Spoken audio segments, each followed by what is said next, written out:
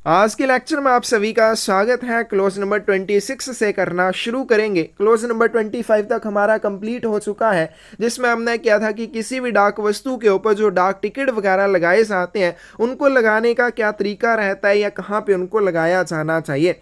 आज हम आगे करना शुरू करेंगे। आगे है हमारे पास मेथड ऑफ एड्रेस के बारे में। किसी भी डाक वस्तु के ऊपर जो एड्रेस लिखा जाता है, पता लिखा जाता है, उसको लिखने का क्या तरीका रहता है, कौन कौन सी चीज़ें उस पते में प्रस्तुत की जानी चाहिए और उनकी सीक्वेंस क्या रहनी चाहिए, इन सारी चीज़ों के बारे में मेथड ऑफ एड्रेस में आ जाएगा। तो चलिए वीडियो शुरू करते हैं। सबसे पहले हम देखेंगे क्लोज नंबर 26 में पर्टिकुलर्स टू बी फर्निश्ड। किसी भी डाक वस्तु के ऊपर जो पता लिखा जाएगा उस पते में कौन कौन से विवरण दिए जाएंगे, यानी कि कौन कौन सी चीज़ें उसमें बताई जाएंगी। For prompt delivery of a postal article address must be in correct manner. यदि आप चाहते हैं कि आपकी डाक वस्तु का वितरण शीघ्रता से कर दिया जाए तो इसके लिए उस डाक वस्तु के ऊपर लिखा हुआ पता सही तरीके से लिखा गया होना चाहिए। तो यदि किसी भी डाक वस्तु का वितरण आप चाहते हैं शीघ्रता से किया जाए तो इसके लिए क्या होना चाहिए, उसके ऊपर लिखा हुआ पता सही तरीके से लिखा होना चाहिए। डिले टू कोरेस्पोंडेंस और mistaken in delivery result from incorrect and incomplete postal address. किसी भी डाक वस्तु के या किसी भी पत्राचार के पहुंचने में देरी हो जाती है या फिर उसका गलत वितरण हो जाता है तो ऐसी सिचुएशन कब बनती है, जब आपने आर्टिकल के ऊपर जो पता लिखा है वो गलत है या फिर जो पता लिखा है वो इनकम्प्लीट है, आधा अधूरा है। तो आधा अधूरा पता है या फिर गलत पता है, इसकी वजह से पत्राचार के पहुंचने में या तो देरी होगी या फिर उसके वितरण में भी गलती हो सकती है। So if address is in correct manner no inquiry और इजी ट्रांसमिशन। तो अगर आपने डाक वस्तु के ऊपर जो पता लिखा है वो सही तरीके से लिखा है तो ऐसी कंडीशन में उसके लिए कोई भी पूछताछ नहीं करनी पड़ेगी और आसानी से उसका प्रसारण किया जा सकेगा। तो किसी भी डाक वस्तु के शीघ्र वितरण के लिए यह आवश्यक होगा कि उसके ऊपर लिखा हुआ पता सही तरीके से लिखा होना चाहिए। दूसरी बात, अगर आप उसके ऊपर पता गलत लिखते हैं या आधा अधूरा पता लिखते हैं तो ऐसी कंडीशन में या तो पत्राचार के पहुंचने में देरी होगी क्योंकि पूछताछ करनी पड़ेगी और दूसरी बात उसके वितरण में भी गलती हो सकती है। तो अगर पता सही तरीके से लिखा जाए तो उस आर्टिकल के लिए कोई भी पूछताछ नहीं करनी पड़ेगी और उसका प्रसारण भी आसानी से किया जा सकेगा। Points to be kept in mind while addressing. पता लिखते समय कौन कौन सी बातों का ध्यान रखना चाहिए। Address should be written parallel to the length of the cover. पता लंबाई के समानांतर होना चाहिए। तो यहाँ पे आपको एक नीचे आर्टिकल बनाया हुआ दिख जाएगा। इस आर्टिकल में आपके पास क्या बताया हुआ है, ये आर्टिकल आ जाएगा। तो ये डाक टिकट लगाने के तरीके के बारे में हमने प्रीवियस वीडियो में भी किया था कि किसी भी आर्टिकल के ऊपर जो डाक टिकट लगाए जाते हैं कहाँ पे लगाए जाएंगे, राइट हैंड टॉप कॉर्नर में लगाए जाएंगे। लेकिन जो एड्रेस की बात की गई है तो एड्रेस किसके बारे में बोला गया, प्राप्तकर्ता के पते के बारे में, क्योंकि हम डाक वस्तु के ऊपर प्रेषक का पता भी लिखते हैं और साथ में एड्रेसी का एड्रेस भी लिखते हैं। तो यहाँ पे जिसकी बात की गई है वो है एड्रेसी, प्राप्तकर्ता के पते की बात की गई है। तो एड्रेस जो लिखा जाएगा प्राप्तकर्ता का written parallel to the length of the cover. Length of the cover क्या हो जाएगी, ये लंबाई वाली साइड जो है इस वाली साइड के समानांतर लिखा जाना चाहिए। तो पता जो है वो कवर की लंबाई के समानांतर होना चाहिए। ये क्या इसकी चौड़ाई है और ये क्या है इसकी लंबाई, तो इस लंबाई के समानांतर होना चाहिए, मतलब कि इस डायरेक्शन में आपको एड्रेस इस आर्टिकल के ऊपर लिखना चाहिए। दूसरी बात, leaving a clear margin at least 3 cm at the top for postage stamp and label, postmark and other indications डाक टिकटों, लेवलों, पोस्टमार्क और अन्य निर्देश के ऊपर कम से कम 3 सेंटीमीटर जगह छोड़ी जानी चाहिए। तो यहाँ पे बताया गया कि ये जो आप डाक टिकट लगाएंगे यहाँ पे, इसके ऊपर आपको कम से कम 3 सेंटीमीटर का डिस्टेंस जरूर छोड़ देना चाहिए। तो ये पॉइंट जो है आपको पता लिखते समय ध्यान रखने चाहिए। सबसे पहले जो एड्रेस लिखना है इस कवर की लंबाई के समानांतर लिखा जाना चाहिए। दूसरी बात, इन lower half towards right hand side of front of the article, लेख के सामने वाली साइड दाहिने हाथ के निचले कोने में पता लिखा जाना चाहिए। तो यहाँ पे आपके पास जो आर्टिकल दिया है इसके हम 4 पोर्शन करेंगे। अभी आप इसको यहाँ पे पिक्चर से समझेंगे तो आपको ये कभी भूलेगा नहीं। 4 पोर्शन हमने कर दिए। ये वाला पोर्शन कौन सा आ जाएगा, राइट हैंड टॉप कॉर्नर। ये वाला कौन सा आ जाएगा आपके पास, right hand bottom corner. Left hand bottom corner, left hand upper corner. अब जब भी किसी डाक वस्तु के ऊपर एड्रेस लिखा जाएगा यानी कि प्राप्तकर्ता का पता लिखा जाएगा, सबसे पहले इस कवर की लंबाई के समानांतर लिखा जाएगा और कहाँ पे लिखा जाएगा, जो यहाँ पे बताया है right hand side of front of article, और कहाँ पे लोअर हाफ में, निचले आधे हिस्से में दाहिने हाथ की ओर आपको लिखना चाहिए, यानी कि इस वाले कोने में आप प्राप्तकर्ता का पता लिखेंगे। डाक टिकट कहाँ पे चिपकाएंगे, राइट हैंड टॉप कॉर्नर में चिपकाएंगे। प्रेषक के या सेंडर के पते के बारे में आगे हमारे पास आ जाएगा इस वाले कोने में, यानी कि लोअर लेफ्ट हैंड कॉर्नर में वो लिखा जाता है। तो ये चीज़ें पॉइंट जो आपको ध्यान में रखने हैं। आगे चलते हैं। Post town noted in block letter and according to approved spelling in list of post offices. Post town का जो नाम लिखा जाएगा ब्लॉक लेटर्स में बड़े अक्षरों में लिखा जाना चाहिए, और इसके जो स्पेलिंग है वो पोस्ट ऑफिस गाइड पार्ट 1 में या पोस्ट ऑफिस गाइड की जो लिस्ट दे रखी है पोस्ट ऑफिसेज की उसके अकॉर्डिंग लिखना चाहिए। तो ये इंपॉर्टेंट पॉइंट है कि पोस्ट टाउन जो है उसको हमेशा बड़े अक्षरों में लिखा जाना चाहिए। दूसरी बात, इट शुड बी अंडरलाइन, इसे रेखांकित किया गया होना चाहिए।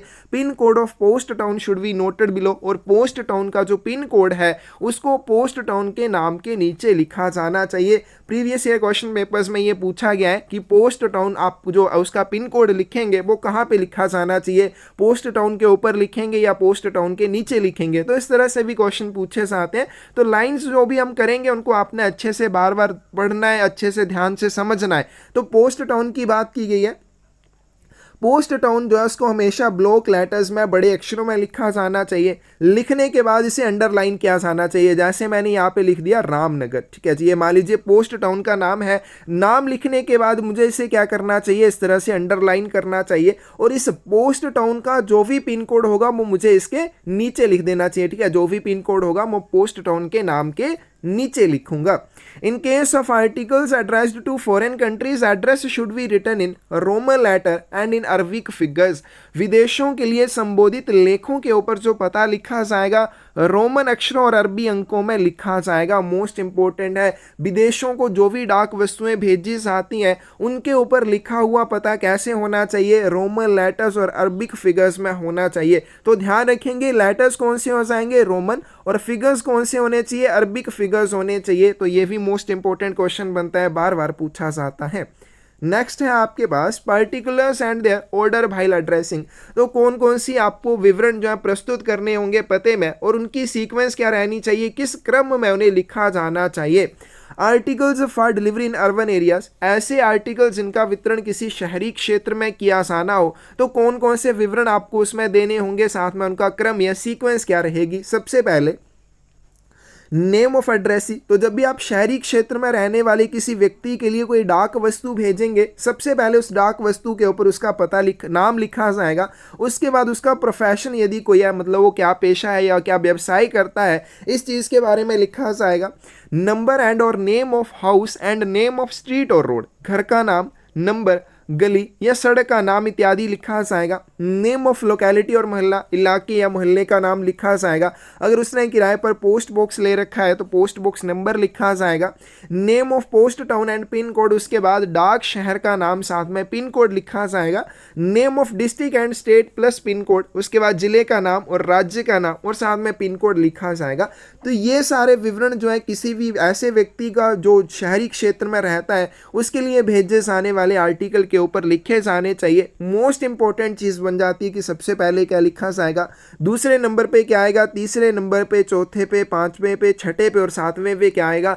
ये आपको इसी तरह से इसी सीक्वेंस में याद करने पड़ेंगे, क्योंकि आपको वहाँ पे क्या होगा, ये सारी चीज़ें दे रखी होंगी, आपको वहाँ पे इनकी सीक्वेंस बनानी होगी, इनका क्रम बनाना होगा। तो आपको पता होना चाहिए सबसे पहले हम प्राप्तकर्ता का नाम लिखेंगे, फिर उसके बाद अगर उसका कोई प्रोफेशन या बिजनेस है उस चीज़ के बारे में लिखेंगे, उसके बाद उसके घर का अगर कोई नाम है, नंबर है, गली का कोई नाम है या सड़क का कोई नाम है तो वो लिखेंगे, इलाके या मोहल्ले का नाम लिखेंगे। इस तरह से आपको ये सीक्वेंस अच्छे से याद कर लेनी है। आगे चलते हैं। Article for delivery in rural area, ग्रामीण क्षेत्र के लिए पते का विवरण और उनका क्रम, यानी कि कोई भी ऐसा व्यक्ति जो ग्रामीण क्षेत्र में रहता है उसके लिए डाक वस्तु भेजते समय कौन कौन सी चीज़ें उसके पते में या उनका सीक्वेंस या उनका क्रम जो है वो क्या रहने वाला है। तो इसमें भी सबसे पहले प्राप्तकर्ता का नाम लिखा जाएगा। दूसरे नंबर पे फादर्स और हस्बैंड नेम। तो अर्बन एरिया के लिए जब एड्रेस लिखेंगे तो फादर्स या हस्बैंड नेम नहीं लिखा जाएगा, लेकिन ग्रामीण क्षेत्र के लिए जब डाक वस्तु को संबोधित किया जाता है तो प्राप्तकर्ता के नाम के बाद पिता का नाम या पति का नाम लिखा जाएगा। उसके बाद अगर उसका कोई प्रोफेशन है, जैसे हमने अर्बन एरिया के लिए किया, प्रोफेशन जो है दूसरे नंबर पे आएगा, लेकिन जो रूरल एरियाज के लिए डाक वस्तुएं भेजी जाएंगी उनमें ये तीसरे नंबर पे आएगा। Name of house if any along with name of street. उसके बाद उसके घर का कोई नंबर है, साथ में अगर कोई गली का नंबर है तो वो भी लिखा जाएगा। नेम ऑफ विलेज, थाना, फिक्रा या हुबली, ये चीज़ लिखी जाएगी। उसके बाद name of post office of delivery and pin code, वितरण डाक घर का नाम और साथ में पिन कोड लिखा जाएगा। नेम ऑफ तालुका और tehsil, not necessary if correct pin code is written. Taluka या तहसील का नाम उसके बाद लिखा जाएगा। पहले क्या आएगा? Name of post office of delivery, वितरण डाकघर का नाम आएगा, साथ में पिन कोड आएगा। उसके बाद लिखा जाएगा? तालुका या तहसील का नाम लिखा जाएगा, लेकिन साथ में ये चीज बोली है not necessary for correct pin code is written. यदि सही पिन कोड लिखा है तो इसको लिखने की आवश्यकता नहीं होगी। Name of district and state, not necessary if correct pin code is written. जिले और राज्य का नाम सबसे लास्ट में लिखा जाएगा, लेकिन इसको भी लिखने की आवश्यकता नहीं होगी अगर आपने सही से पिन कोड लिखा हुआ है। तो अगर आप सही से पिन कोड नोट करते हैं तो आपको तालुका या तहसील, उसके बाद जिला और राज्य का नाम लिखने की आवश्यकता नहीं होगी। तो ये आपने सीक्वेंस याद कर लेनी है, किस तरह से कौन कौन से विवरण प्रस्तुत किए जाएंगे और उनका ऑर्डर क्या रहेगा। आगे चलते हैं। Important to note district in case where there is more than one post town bearing same name. अब बताया गया कि मान लीजिए 2 पोस्ट टाउन है जिनका नाम एक जैसा है, एक समान है, and if pin is not noted, और वहां पे पिन कोड भी नहीं लिखा गया, तो वहां पे क्या चीज आवश्यक हो जाएगी? Important to note district. तो वहां पे आपको क्या करना चाहिए? जिले का नाम जो है अवश्य लिख देना चाहिए। तो ऐसी कंडीशन में जहां पे मान लीजिए 2 पोस्ट टाउन है, दोनों का नाम क्या है? रामनगर है, तो ऐसी कंडीशन में अगर पिन कोड भी साथ में नहीं लिखा है तो वहां पे आपको जिले का नाम जरूर साथ में लिखना चाहिए। If name of district is same as name of post town, लेकिन मान लीजिए जो पोस्ट टाउन है और डिस्ट्रिक्ट है उन दोनों का नाम भी सेम है, तो ऐसी कंडीशन में name of state should be noted. तो वहां पे राज्य का नाम जो वो नोट किया जाना चाहिए। इंडिकेशन ऑफ रूट लाइक बाया शुड नॉट बी गिवन। वहां पे आपको मार्ग संकेत कभी नहीं दिया जाना चाहिए, जैसे इस मार्ग से भेजा जाना है बाया करके, इस तरह के संकेत कभी भी नहीं देने चाहिए। तो ऐसी कंडीशन में जहां पर एक से ज्यादा पोस्ट टाउन का नाम एक जैसा हो और पिन कोड ना लिखा गया हो, तो ऐसी कंडीशन में वहां पे जिले का नाम अवश्य लिखना चाहिए। लेकिन अगर डिस्ट्रिक्ट का नाम और पोस्ट टाउन का नाम भी एक जैसा है तो ऐसी कंडीशन में राज्य का नाम लिखना चाहिए। आपको कभी भी मार्ग संकेत बाया जैसे निर्देशों का उपयोग नहीं करना चाहिए। Sender's address noted in lower left hand corner of address side और रिवर्स ऑफ द आर्टिकल। प्रेषक का पता लोअर लेफ्ट हैंड कॉर्नर में या फिर लेख के बैक साइड में लिखा जाना चाहिए। अब इसमें आपके पास आर्टिकल की फिर से एग्जांपल ले लेते हैं। 4 क्वेश्चन जैसे हमने ऊपर बनाए थे, तो यहाँ पे एड्रेसी का एड्रेस, यहाँ पे डाक टिकट और इस वाले कोने में प्रेषक का पता आ जाएगा। तो सेंडर का या प्रेषक का पता कहाँ पे लिखा जाएगा? लोअर लेफ्ट हैंड कॉर्नर में लिखा जाएगा, निचले बाएं हाथ के कोने में लिखा जाएगा।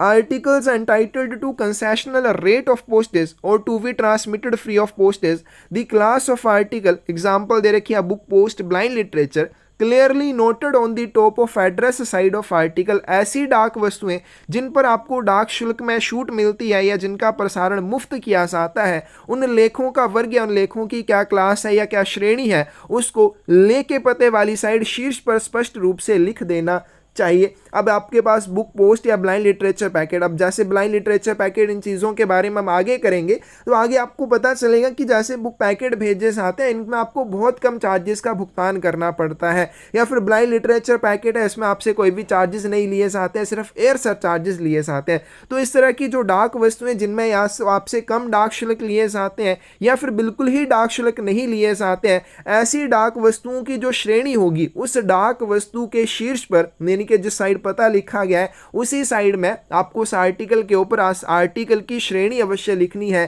कि ये बुक पोस्ट है या ब्लाइंड लिटरेचर पैकेट है। कौन से मामले में ऐसा करना होगा? ऐसी डाक वस्तुओं के मामले में जिनमें आपको चार्जेस में छूट दी जाती है या फिर जिनमें आपसे चार्जेस नहीं लिए जाते हैं। उन डाक वस्तुओं के प्रेषण के समय आपको उन डाक वस्तुओं का वर्ग या श्रेणी उस डाक वस्तु के पते वाली साइड शीर्ष पर स्पष्ट रूप से लिख देनी चाहिए।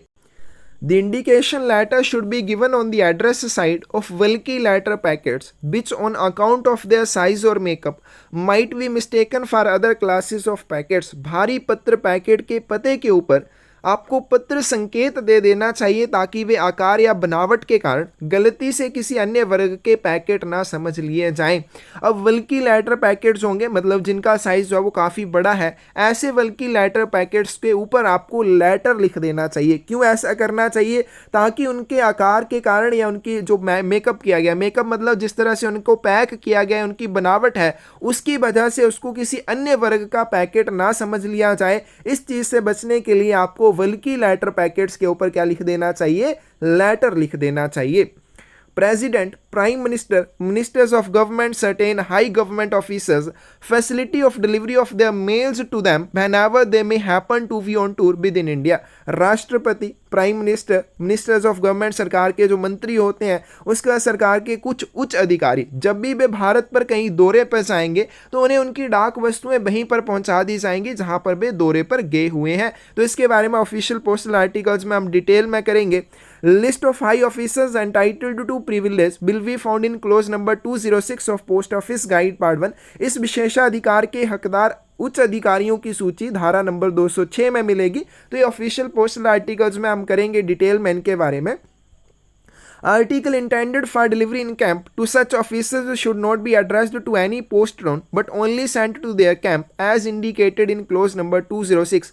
ऐसे अधिकारियों के लिए जो कैंप में वितरित होने वाली डाक वस्तुएं हैं उनको कभी भी पोस्ट टाउन के पते पर नहीं भेजा जाना चाहिए, उन्हें हमेशा कैंप को ही संबोधित किया जाना चाहिए।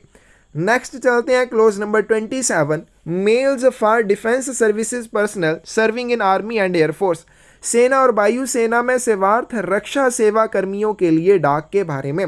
Particulars to be furnished in case mail for personnel of defence services serving in army and air force which are to be delivered through army post office. सेना और वायुसेना की डाक में दिए जाने वाले कौन कौन से विवरण होंगे, यानी कि अगर आप सेना या वायुसेना में काम करने वाले किसी भी रक्षा सेवा कर्मी के लिए डाक को भेजेंगे, उस डाक वस्तु के ऊपर जो आपके यहाँ पर्टिकुलर्स देने हैं, कौन कौन सी चीज़ों को प्रस्तुत करना है, तो वो कौन कौन सी हैं सबसे पहले उसमें नंबर लिखा जाएगा, क्योंकि जो भी आर्मी या एयरफोर्स में काम करते हैं उनको एक स्पेसिफिक नंबर दिया जाता है, तो वो नंबर लिखा जाएगा। उनका रैंक क्या है, रैंक लिखा जाएगा, उनका नाम लिखा जाएगा और सबसे लास्ट में वो किस यूनिट में है उस यूनिट का नाम लिखा जाएगा।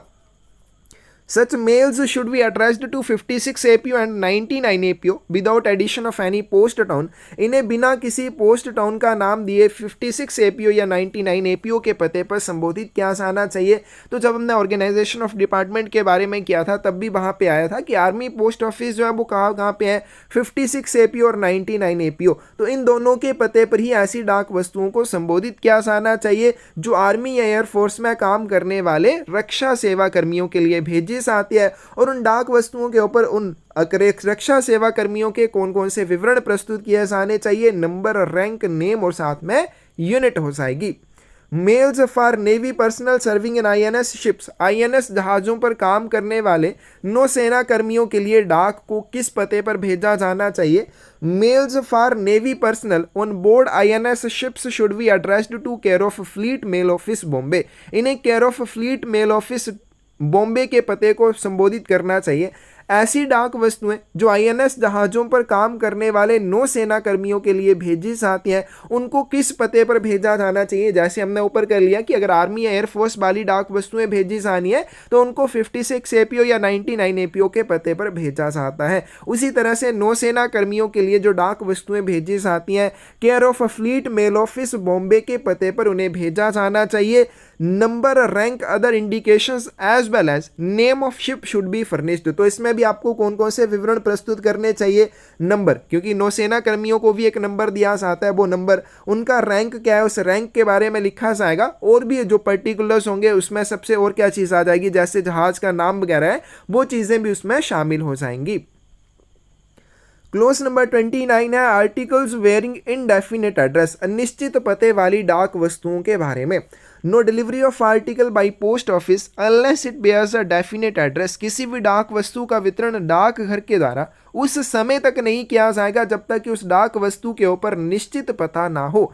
Articles addressed in a general way, सामान्य तरीके से संबोधित डाक वस्तुएं addressed to a class of person in contradiction to a particular person और फर्म, एक पत्र जो सामान्य रूप से किसी विशेष व्यक्ति या फर्म के विरोधाभासी व्यक्तियों के एक वर्ग को संबोधित किए गए हो, उनको इंडेफिनेट एड्रेस वाले आर्टिकल कहा जाएगा। आर्टिकल्स एड्रेस्ड टू इनिशियल्स और फिगर्स और टू क्लियरली फिक्टिशियस नेम्स, अध्याक्षर, संक्षिप्त हस्ताक्षर जिसे कहा जाता है, मतलब छोटे जो हस्ताक्षर होते हैं, अपने एड्रेस में जो नाम लिखना है प्राप्तकर्ता का, उसकी जगह पे उसके छोटे हस्ताक्षर कर दिए हैं, या फिर आंकड़ों या स्पष्ट रूप से काल्पनिक नाम को संबोधित कोई भी डाक वस्तु है उसको भी इंडेफिनेट एड्रेस वाला आर्टिकल माना जाएगा। Christian name without a surname, बिना उपनाम के ईसाई नाम वाले जो संबोधित लेख होंगे, ABC are regarded as not bearing a definite address, तो इन सभी को क्या माना जाएगा कि इनके ऊपर निश्चित पता नहीं है, और अगर किसी भी डाक वस्तु के ऊपर निश्चित पता नहीं होगा तो उस डाक वस्तु का वितरण डाक घर के द्वारा नहीं किया जाएगा। Unless they are to be cared of some definite person or firm, or unless address specifies some definite place or delivery such as a particular house or particular post box or a particular number in a street, जब तक कि यह किसी निश्चित व्यक्ति या firm की देखभाल में नहीं है, या जब तक कि किसी निश्चित घर या निश्चित जगह या किसी भी विशेष डाक बॉक्स या विशेष गली संख्या के लिए निर्दिष्ट ना हो। अब इन चीज़ों के बारे में बोला गया कि A, B और C में इनको आप नहीं वितरित करेंगे क्योंकि इनके ऊपर डेफिनेट एड्रेस नहीं है, लेकिन अगर इन्हें किसी भी निश्चित व्यक्ति या फर्म की देखभाल में भेजा जाता है, केयर ऑफ करके भेजा जाता है, या फिर किसी भी निश्चित घर या निश्चित जगह के पते पर भेजा जाता है, या फिर विशेष डाक बॉक्स संख्या देकर या किसी भी विशेष गली संख्या देकर इसे भेजा जाता है, तो इसे वितरित किया जाएगा, इसे डेफिनेट एड्रेस फिर माना जाएगा। Article addressed in a journal way or to initial figures, Christian name without surname, fictitious name or conventional marks of any kind will not be delivered if addressed merely to post office or post resident or care of postmaster। बिना surname वाले Christian नाम के साथ या फिर उसके बाद अध्याक्षर को संबोधित नकली या पारंपरिक निशान वाले लेख जो भी होंगे उनका वितरण नहीं किया जाएगा। कब नहीं किया जाएगा? अगर इन्हें किसी भी डाक घर को संबोधित किया जाता है, मतलब कि पोस्ट ऑफिस के पते पर ही भेज दिया जाता है या पोस्ट रेस्टेंट के रूप में भेजा जाता है। पोस्ट रेस्टेंट के बारे में हम आगे करेंगे, आगे वीडियोस में आएगा पोस्ट रेस्टेंट क्या होते हैं, या फिर केयर ऑफ पोस्ट मास्टर करके भेजा जाए तो इनका भी वितरण नहीं किया जाएगा। आगे आपके पास examples of definite and indefinite address, तो यहाँ पे डेफिनेट और इनडेफिनेट एड्रेस के बारे में एग्जांपल्स दे रखे हैं जो आपको कर लेनी है। जैसे यहाँ पे डेफिनेट के बारे में बोला गया, chief secretary to the government of HP एलेरली शिमला। क्या तो ये क्या है, एक डेफिनेट एड्रेस है क्योंकि शिमला में एलेरली वाला केवल एक ही गवर्नमेंट ऑफिसर होगा, चीफ सेक्रेटरी होगा। लेकिन चीफ सेक्रेटरी अगर शिमला बोला चाहे वो किस डिपार्टमेंट में है, किस फील्ड में है, उस चीज़ के बारे में यहाँ पे कुछ नहीं बताया है, तो ये क्या हो जाएगा, एक इंडेफिनेट एड्रेस हो जाएगा क्योंकि आप इसका वितरण नहीं कर सकते हैं। लेकिन चीफ सेक्रेटरी बताया गया, किसका चीफ सेक्रेटरी है, गवर्नमेंट ऑफ HP एलेरली शिमला का है, तो ऐसी कंडीशन में वो एक डेफिनेट एड्रेस हो जाएगा और उसका वितरण भी किया जाएगा। तो इसी तरह से आपने ये कर लेनी है, ये डेफिनेट वाले और इनडेफिनेट एड्रेस वाली एग्जांपल्स दे रखे हैं, यहां से भी क्वेश्चन बन सकता है। पार्सल्स और other articles tendered at post office for registration, insurance, value payable system, money order. Parcel या अन्य लेख जिन्हें डाक घर में पंजीकृत, बीमित या फिर वैल्यू पेबल सिस्टम के तहत भेजने के लिए प्रस्तुत किया जाता है, या मनी ऑर्डर, इन सभी को तब तक स्वीकार नहीं किया जाएगा, not accepted unless they are definitely addressed to a particular person और फर्म, जब तक कि इन्हें किसी निश्चित रूप से किसी विशेष व्यक्ति या फर्म को संबोधित नहीं किया जाता है। कोई भी डाक वस्तु, कोई भी पार्सल उस समय तक पंजीकरण के लिए, बीमा करने के लिए या मूल्यदेय लेख के रूप में भेजने के लिए स्वीकार नहीं किया जाएगा जब तक कि उसे किसी निश्चित रूप से किसी विशेष व्यक्ति या फर्म को संबोधित ना किया जाए। Such article addressed to particular person और firm firm care of post box number will be accepted for transmission.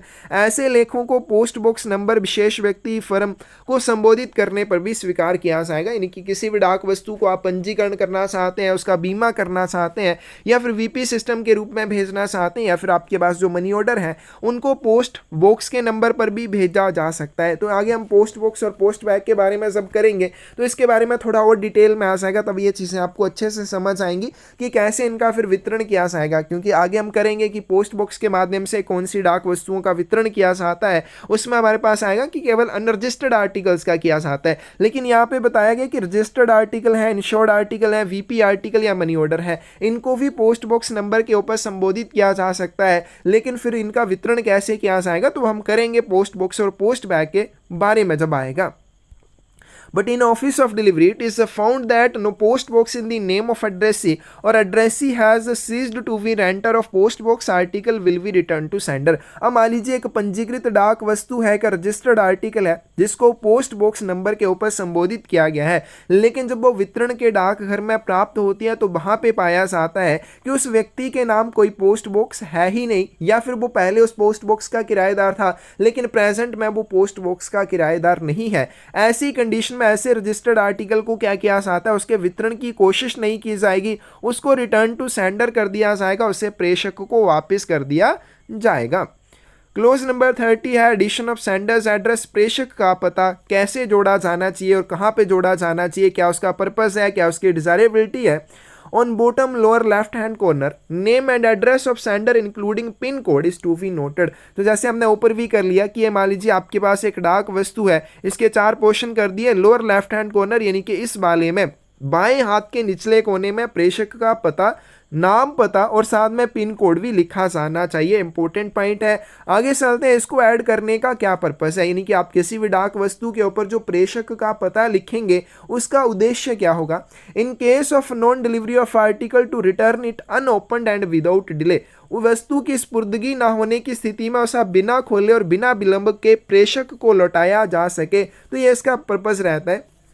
मान लीजिए कोई डाक वस्तु भेजी गई, उसका प्राप्तकर्ता नहीं मिला, या फिर प्राप्तकर्ता ने उस डाक वस्तु को लेने से इनकार कर दिया। अब उस डाक वस्तु को वापस भेजा जाना चाहिए प्रेषक को, लेकिन अगर उस डाक वस्तु के ऊपर प्रेषक का पता ना लिखा हो तो उन डाक वस्तुओं को RLO को भेज दिया जाता है, रिटर्न लेटर ऑफिस या पुनः प्रेषण केंद्र को भेज दिया जाता है। यानी कि फिर उस डाक वस्तु को नष्ट करने के सिवाय कोई उपाय नहीं बचेगा। तो इसलिए यहाँ पे बोला जाता है, इसका उद्देश्य रहता है कि आपने किसी भी आर्टिकल के ऊपर इस कोने में अगर प्रेषक का पता लिखा है तो उस डाक वस्तु का अगर वितरण ना हो पाए तो ऐसी कंडीशन में उसे बिना खोले और बिना देरी किए प्रेषक को वापस किया जा सके। ये पर्पस रहता है प्रेषक का पता जोड़ने का। Specially desirable in case of registered articles by the letter और पार्सल एंड अनरजिस्टर्ड पार्सल। पंजीकृत लेख चाहे वो पत्र हो या पार्सल हो, और साथ में अपंजीकृत पार्सल के मामले में भी प्रेषक का पता लिखना विशेष रूप से वांछनीय हो जाता है, मतलब आपको लिखना ही पड़ेगा, बिना लिखे नहीं भेज सकते हैं। डिजायरेबिलिटी, अब इसकी वांछनीयता क्या रहती है। A large number of undelivered articles is destroyed every year at various return letter offices because they do not contain any clue of sender. विभिन्न पुनः प्रेषण केंद्रों पर हर साल बड़ी संख्या में बिना वितरण वाली डाक वस्तुओं को नष्ट करना पड़ता है क्योंकि उनमें प्रेषक का कोई भी सुराग नहीं होता है। मोस्ट इंपॉर्टेंट पॉइंट आ जाएगा, क्योंकि ऐसी डाक वस्तुएं जिनको प्राप्तकर्ता को वितरित ना किया जा सके और उनके ऊपर अगर प्रेषक का पता भी नहीं है तो ऐसी डाक वस्तुओं को पुनः प्रेषण केंद्र में नष्ट करना पड़ता है। उस चीज से बचने के लिए क्या बोला गया है, उस चीज से बचने के लिए प्रेषक का पता उस डाक वस्तु के ऊपर विशेष रूप से लिखना चाहिए। इन case of photographs Saint by packet post, packet post के माध्यम से अगर कोई भी फोटोग्राफ भेजी जाती है, name and address of sender should always be written on back of photograph. तो फोटोग्राफ के पीछे हमेशा आपको प्रेषक का नाम और पता लिखना चाहिए। अब आपको एग्जामिनर कंफ्यूज कर सकता है, वहां पे आपको सेंडर दिया होगा और साथ में दिया होगा एड्रेसी, तो आप कंफ्यूज हो जाएंगे, एड्रेसी का करके आ जाएंगे। तो ये चीजें ध्यान में रखनी होती हैं कि किसका पता लिखा जाना चाहिए। तो जब भी पैकेट पोस्ट के माध्यम से आपने फोटोग्राफ भेजने हैं तो उन फोटोग्राफ्स के पीछे हमेशा प्रेषक का नाम और पता जरूर लिखना चाहिए। Intimation of address to correspondents abroad, विदेश में संवाददाताओं के पते की सूचना। Public are advised when furnishing their address to correspondents abroad, विदेश में पत्राचार के लिए अपना पता प्रस्तुत करते समय लोगों को सलाह दी जाती है। Mention name of state in India in which they reside, भारत में उन्हें उस राज्य का नाम जरूर लिखना चाहिए जिसमें वे निवास करते हैं, यानी कि फॉरेन कंट्री में अगर कोई रहता है तो ऐसी कंडीशन में जब भी उसको पत्राचार भेजा जाएगा तो उनको सलाह दी जाएगी कि उस राज्य का नाम जरूर लिखें जिसमें वो व्यक्ति निवास करता है, जिसका वो निवासी है। चलते हैं आगे सर्टिफिकेट ऑफ पोस्टिंग के बारे में। पोस्टिंग का प्रमाण पत्र, क्लोज नंबर 32 है ऑब्जेक्ट ऑफ इशूइंग सर्टिफिकेट। अब ये जो सर्टिफिकेट ऑफ पोस्टिंग होते हैं इनको जारी करने का क्या उद्देश्य रहता है? afford the public an assurance that letters and articles entrusted to servants or messengers for posting have actually been posted। इसका उद्देश्य जनता को यह आश्वासन दिलाना होता है कि उनके द्वारा उनके नौकरों या मैसेंजरों को सौंपे गए पत्र या लेख वास्तव में पोस्ट कर दिए गए हैं। अब मान लीजिए एक मेरा मालिक है, वो मुझे क्या करता है, एक डाक वस्तु देता है पोस्ट करने के लिए। अब मैंने डाकघर में जाके उस डाक वस्तु को पोस्ट कर दिया, इसके लिए मेरे पास क्या सबूत है या उसको मैं कैसे विश्वास दिलाऊंगा अपने मालिक को कि मैंने उस डाक वस्तु को पोस्ट कर दिया है? तो उसके पास एक सुविधा हो जाएगी ऑब्जेक्ट ऑफ इशूइंग सर्टिफिकेट। ये जो आपके पास सर्टिफिकेट ऑफ पोस्टिंग होते हैं इसी के संबंध में इनको जारी किया जाता है। तो ये लोगों को आश्वासन दिलाते हैं कि उन्होंने अपने जो नौकर या एजेंट है या मैसेंजर है उनको जो डाक वस्तुएं सौंपी थी पोस्ट करने के लिए उन्होंने एक्चुअल में उनको पोस्ट कर दिया है। Grant of certificate note means that, लेकिन सर्टिफिकेट ऑफ पोस्टिंग जारी करने का अर्थ यह नहीं रहेगा letters and articles in respect of which certificate is issued were fully prepaid with postage stamps, की पत्र या लेख जिसके संबंध में ये प्रमाण पत्र जारी किया है उनके ऊपर डाक टिकट जो है वो पूरी तरह से प्रीपेड किए गए थे, मतलब जो डाक शुल्क है उसका भुगतान करने के लिए उसके ऊपर डाक टिकट चिपकाए गए थे। अब मान लीजिए मेरे मालिक ने मुझे एक डाक वस्तु दी पोस्ट करने के लिए, तो सर्टिफिकेट ऑफ पोस्टिंग हो जाएगा कि मैंने उस डाक वस्तु को और एक्चुअल में पोस्ट कर दिया है, लेकिन उसका अर्थ ये नहीं होगा कि उस डाक वस्तु को मैंने फुली प्रीपेड करके पोस्ट किया है, कि मैंने फुली प्रीपेड करके या डाक टिकट उसके ऊपर चिपका के ही उसको पोस्ट किया है। nor guarantee in any way the dispatch of articles entered in the certificate on same day। और दूसरी चीज, अगर सर्टिफिकेट में उस डाक वस्तु को 5 तारीख को दर्ज किया जाता है तो इसका मतलब ये नहीं होगा कि उसको 5 तारीख को ही पोस्ट कर दिया है, unless they are handed over well in time to catch last dispatch of mails for the day।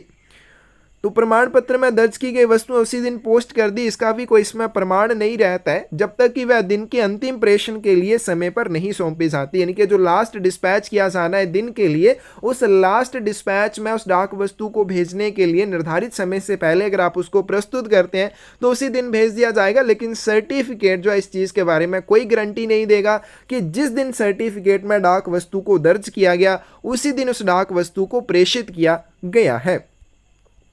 Article in respect of which such certificates are issued are not registered and treated exactly the same manner as if they had been posted in a letter box. जिन लेखों के संबंध में certificate of posting जारी किए जाते हैं वो पंजीकृत डाक वस्तुएं नहीं होती हैं, उनको किस तरह से ट्रीट किया जाता है, जैसे आप लेटर बॉक्सेस में आर्टिकल्स को पोस्ट करते हैं सेम उसी तरह से आपके पास सर्टिफिकेट ऑफ पोस्टिंग वाले आर्टिकल्स को भी ट्रीट किया जाता है। इन इवेंट ऑफ लॉस और damage delay certificate will not confer any claim for compensation nor do they furnish any proof of nature of the contents। उसके बाद आपने जो सर्टिफिकेट ऑफ पोस्टिंग वाले आर्टिकल भेजे हैं उनको कोई लॉस हो जाता है, डैमेज हो जाती है, उनके पहुंचने में देरी हो जाती है, तो ऐसी कंडीशन में वो मुआवजा आपको प्रदान करने के लिए या मुआवजे के लिए क्लेम करने में कोई भी सहायता नहीं करेंगे। मतलब आप उनके माध्यम से मुआवजे के लिए कोई दावा नहीं कर सकते हैं और साथ में सर्टिफिकेट ऑफ पोस्टिंग में इस चीज़ का भी कोई प्रमाण नहीं होगा कि आपने उस डाक वस्तु के अंदर जिसके लिए आपको ने सर्टिफिकेट ऑफ पोस्टिंग प्राप्त किया है उसमें किस प्रकार की या किस नेचर की सामग्री भेजी थी। तो इसका सिर्फ इतना सा उद्देश्य होता है कि जो भी लोगों ने अपने मैसेंजर को या नौकरों को डाक वस्तुएं पोस्ट करने को दी हैं तो उनको यह आश्वासन दिलाने के लिए होता है कि उनके नौकर या मैसेंजर ने सच में डाक वस्तुओं को पोस्ट कर दिया है। आगे चलते हैं मैनर ऑफ ऑब्टेनिंग, ये अब जो कैश सर्टिफिकेट ऑफ पोस्टिंग है इसको प्राप्त करने का क्या तरीका रहेगा। May be obtained in respect of any postal article, आप किसी भी डाक वस्तु के संबंध में से प्राप्त कर सकते हैं।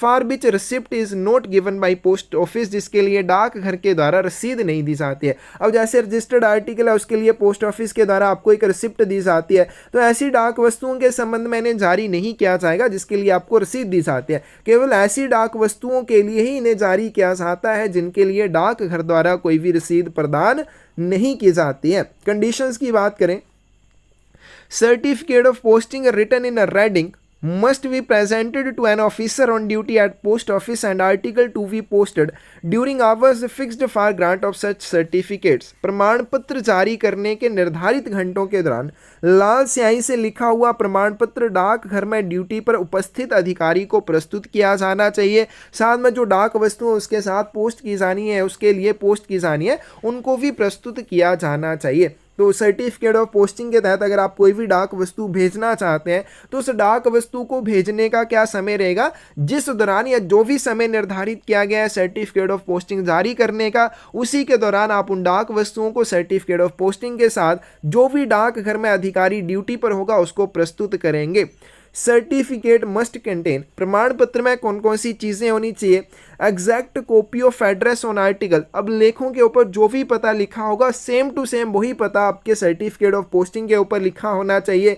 Must have a postage stamp, इसके ऊपर डाक टिकट चिपका होना चाहिए। Stamps affixed thereto in payment of prescribed fees, निर्धारित शुल्क के भुगतान में उसके ऊपर चिपकाए गए डाक टिकट होने चाहिए। Impression of licensed franking machine will be accepted, license प्राप्त फ्रैंकिंग मशीन की इंप्रेशन या छाप को भी इसके लिए स्वीकार कर लिया जाएगा। Actual number of articles in respect of certificate, प्रमाण पत्र के संबंध में लेखों की वास्तविक संख्या, यानी कि मैक्सिमम आप उसमें कितने आर्टिकल्स पोस्ट कर सकते हैं या एक प्रमाण पत्र के माध्यम से कितने लेखों को आपने पोस्ट किया है। Must written in words at foot of certificate, तो प्रमाण पत्र के नीचे आपको वो शब्दों में लिखना होगा कि आपने एक आर्टिकल पोस्ट किया है, आपने 2 या फिर 3 आर्टिकल पोस्ट किए हैं। Note more than 3 articles entered in single certificate, एकल प्रमाण पत्र में 3 से अधिक लेखों को दर्ज नहीं किया जाना चाहिए। तो एक सिंगल सर्टिफिकेट के माध्यम से मैक्सिमम 3 आर्टिकल्स को पोस्ट किया जा सकता है, और एक सिंगल सर्टिफिकेट के माध्यम से कितने आर्टिकल्स को पोस्ट किया जाता है उस चीज़ के बारे में सर्टिफिकेट के नीचे आपको लिखना होगा। कैसे लिखना होगा, वर्ड्स में लिखना होगा, शब्दों में लिखना होगा।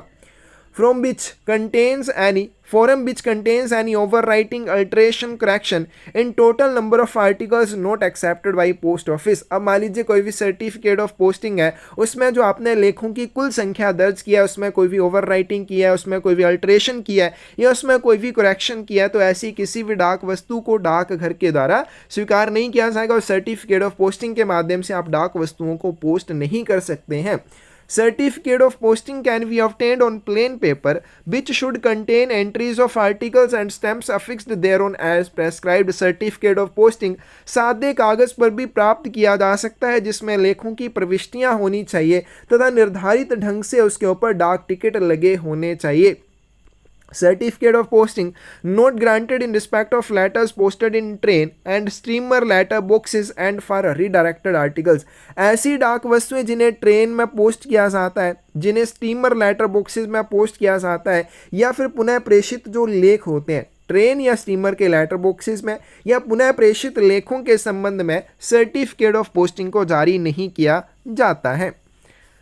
रीडिलीवरी टू सेंडर, अल्ट्रेशन और correction of address of postal articles in course of transmission, प्रेषण के प्रेषक को पुनः वितरण या प्रसारण के दौरान पते में परिवर्तन या सुधार करना। अब मान लीजिए किसी ने डाक वस्तु भेजी है, अब वो चाहता है कि मुझे मेरी डाक वस्तु वापस चाहिए, प्राप्तकर्ता को इसका वितरण ना किया जाए, या फिर वो प्राप्तकर्ता के पते में कोई परिवर्तन करना चाहता है या प्राप्तकर्ता के नाम में कोई परिवर्तन करना चाहता है, उस चीज़ के बारे में। क्लोज नंबर 34 आ जाएगा।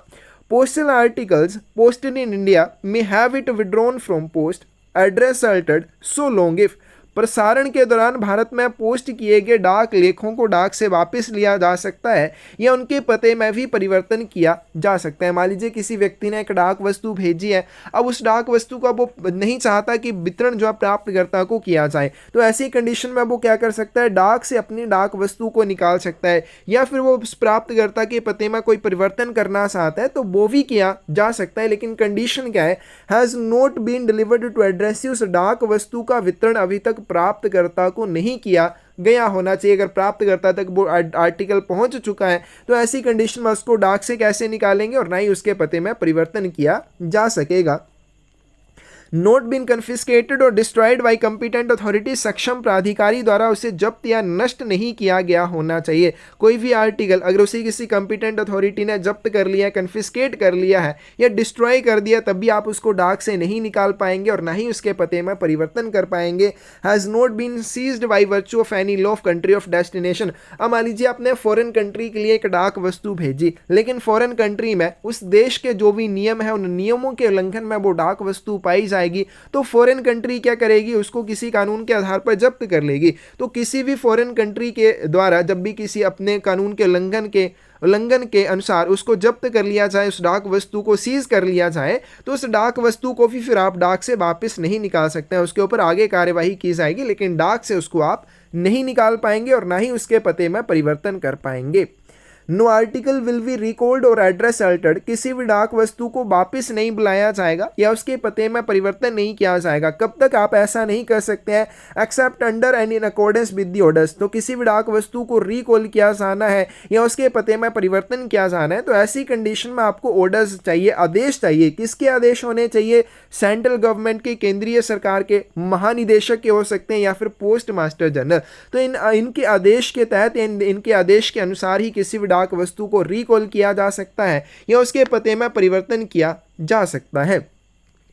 और such other authority as authorized by central government in this behalf, या फिर इसके संबंध में अगर केंद्रीय सरकार के द्वारा किसी अन्य प्राधिकरण को अधिकृत किया हो, जैसे फर्स्ट क्लास पोस्ट मास्टर है, if article was posted in his office. अगर प्रथम श्रेणी के पोस्ट मास्टर के कार्यालय से डाक वस्तु को पोस्ट किया है तो उस डाक वस्तु को रिकॉल करने के लिए, उसके पते में परिवर्तन करने के लिए आदेश फर्स्ट क्लास पोस्ट मास्टर के द्वारा भी दिए जा सकते हैं। Superintendent of post office of area, अब जिस भी डिवीजन के अंदर से उस डाक वस्तु को पोस्ट किया है, उस डिवीजन का जो सुपरिटेंडेंट है वो भी उस डाक वस्तु को वापस बुलाने या उसके एड्रेस में परिवर्तन करने के लिए ऑर्डर दे सकता है।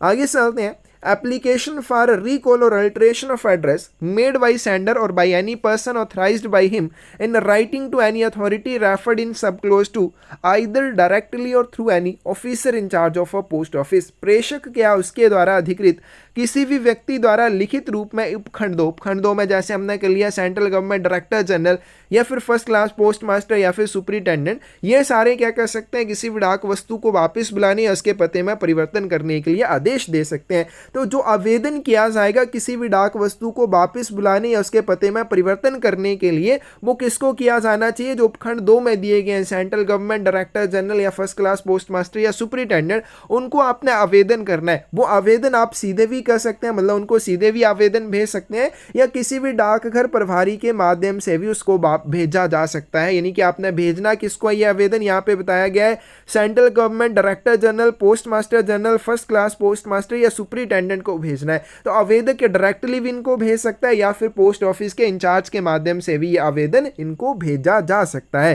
तो यहाँ पे सीपीएमजी के पास ये पावर नहीं होती है, ये चीज ध्यान में रखनी है। पोस्ट मास्टर जनरल के पास इस डाक वस्तु को वापस बुलाने या उसके पते में परिवर्तन करने के लिए आदेश देने का अधिकार होता है। Application shall be accompanied by a statement enclosed in sealed cover indicating a reason by redelivery is sought. अब जो आवेदन भेजा जाएगा क्या सेंट्रल गवर्नमेंट को या डायरेक्टर जनरल को या पोस्ट मास्टर जनरल को या फर्स्ट क्लास पोस्ट मास्टर को या सुपरिटेंडेंट को, जिसको भी आवेदन भेजा जाएगा, उस आवेदन के साथ एक स्टेटमेंट भेजी जाएगी। क्या एक स्टेटमेंट किसके संबंध में भेजी जाएगी, क्यों आप उस डाक वस्तु की रीडिलीवरी लेना चाहते हैं, क्यों आप डाक वस्तु का पुनर्वितरण लेना चाहते हैं, उसका कारण बताते हुए एक स्टेटमेंट उसके साथ होनी चाहिए। और कैसे होनी चाहिए? सील्ड कवर में, सीलबंद कवर में होनी चाहिए। Sealed cover opened by authority authorized to issue orders for redelivery. अब ये जो सील्ड कवर होगा जिसमें रीजन बताया गया होगा प्रेषक के द्वारा कि क्यों मैं इस डाक वस्तु का वितरण वापस लेना चाहता हूं, उस सील्ड कवर को किसके द्वारा खोलना जाएगा? उस सक्षम प्राधिकारी के द्वारा या प्राधिकरण के द्वारा खोलना जाएगा जो उस डाक वस्तु को रिकॉल करने के लिए आदेश दे सकता है। Application made under sub close 3। अब यहाँ पे जो आवेदन भेजा जाएगा, जो एप्लीकेशन भेजी जाएगी, अकम्पनीड बाई प्रेस्क्राइब्ड फीस, उसके साथ निर्धारित शुल्क भी भेजना पड़ेगा, मतलब निर्धारित जो शुल्क है उसका भी भुगतान करना पड़ेगा in shape of postage stamps. और इसके लिए जो निर्धारित शुल्क का भुगतान किया जाएगा वो डाक टिकटों के रूप में किया जाना चाहिए। तो एप्लीकेशन या आवेदन के साथ स्टेटमेंट भेजी जाएगी, साथ में निर्धारित शुल्क का भुगतान भी आपको करना पड़ेगा। और जो निर्धारित शुल्क का भुगतान किया जाएगा वो डाक टिकटों के रूप में किया जाना चाहिए। Application in respect of several postal articles. अब बहुत सारी डाक वस्तुओं के संबंध में अगर आप आवेदन करते हैं, बहुत सारी डाक वस्तुएं आपने भेजी हैं, लेकिन कैसे भेजी हैं? Posted at the same time, एक ही समय पर उनको भेजा था, एक ही डाकघर से भेजा था, भेजने वाले का पता भी सेम है और प्राप्त करने वाले का पता भी सेम है, तो treated as a single article for calculating the fees. तो यहाँ पे जो चार्जेस कलेक्ट किए जाएंगे प्रेषक से वो कैसे किए जाएंगे? केवल एक ही डाक वस्तु के संबंध में जो बनेंगे वो किए जाएंगे। अब मान लीजिए आपने क्या किया, 10 आर्टिकल भेजे थे। अब 10 आर्टिकल जो है एक ही टाइम पे एक ही डाकघर से एक ही प्रेषक के पते पर, प्रेषक के पते द्वारा और एक ही प्रेषक के पते पर भेजे थे।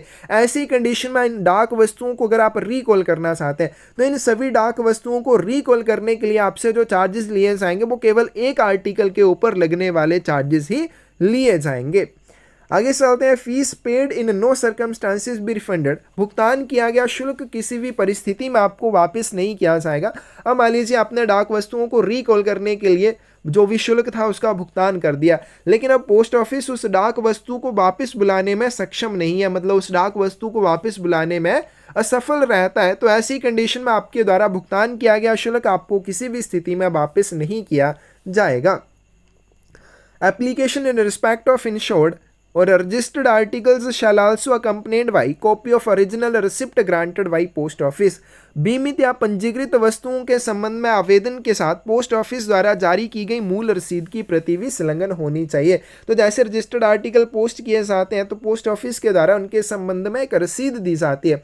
तो जब भी आप इन डाक वस्तुओं को रिकॉल करने के लिए आवेदन करेंगे तो आवेदन के साथ साथ आपको वो रसीद भी देनी होगी जो पोस्ट ऑफिस के द्वारा उस डाक वस्तु को भेजते समय या बुक करते समय आपको दी गई होगी। आगे चलते हैं। नेक्स्ट है आपके पास डिलीवरी के बारे में, वितरण के बारे में। Delivery of postal article at house और ऑफिस ऑफ एड्रेसी और टू एड्रेसी और हिज सर्वेंट और एजेंट और other person authorize to receive articles under post office act.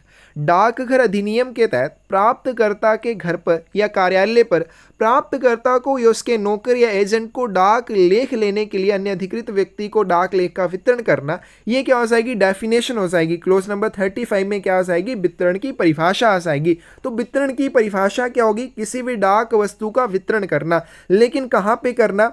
प्राप्तकर्ता के घर पर या उसके कार्यालय में। और किसे करना? प्राप्तकर्ता को या प्राप्तकर्ता के सर्वेंट को, उसके नौकर को या उसके एजेंट को या डाक वस्तु लेने के लिए अधिकृत किए गए अन्य किसी व्यक्ति को डाक वस्तु का वितरण करना वितरण की परिभाषा में आ जाएगा। डिलीवरी ऑफ रजिस्टर्ड आर्टिकल्स, पंजीकृत वस्तुओं के वितरण के संबंध में no registered articles delivered to addressee, किसी भी पंजीकृत डाक वस्तु का वितरण प्राप्तकर्ता को नहीं किया जाएगा।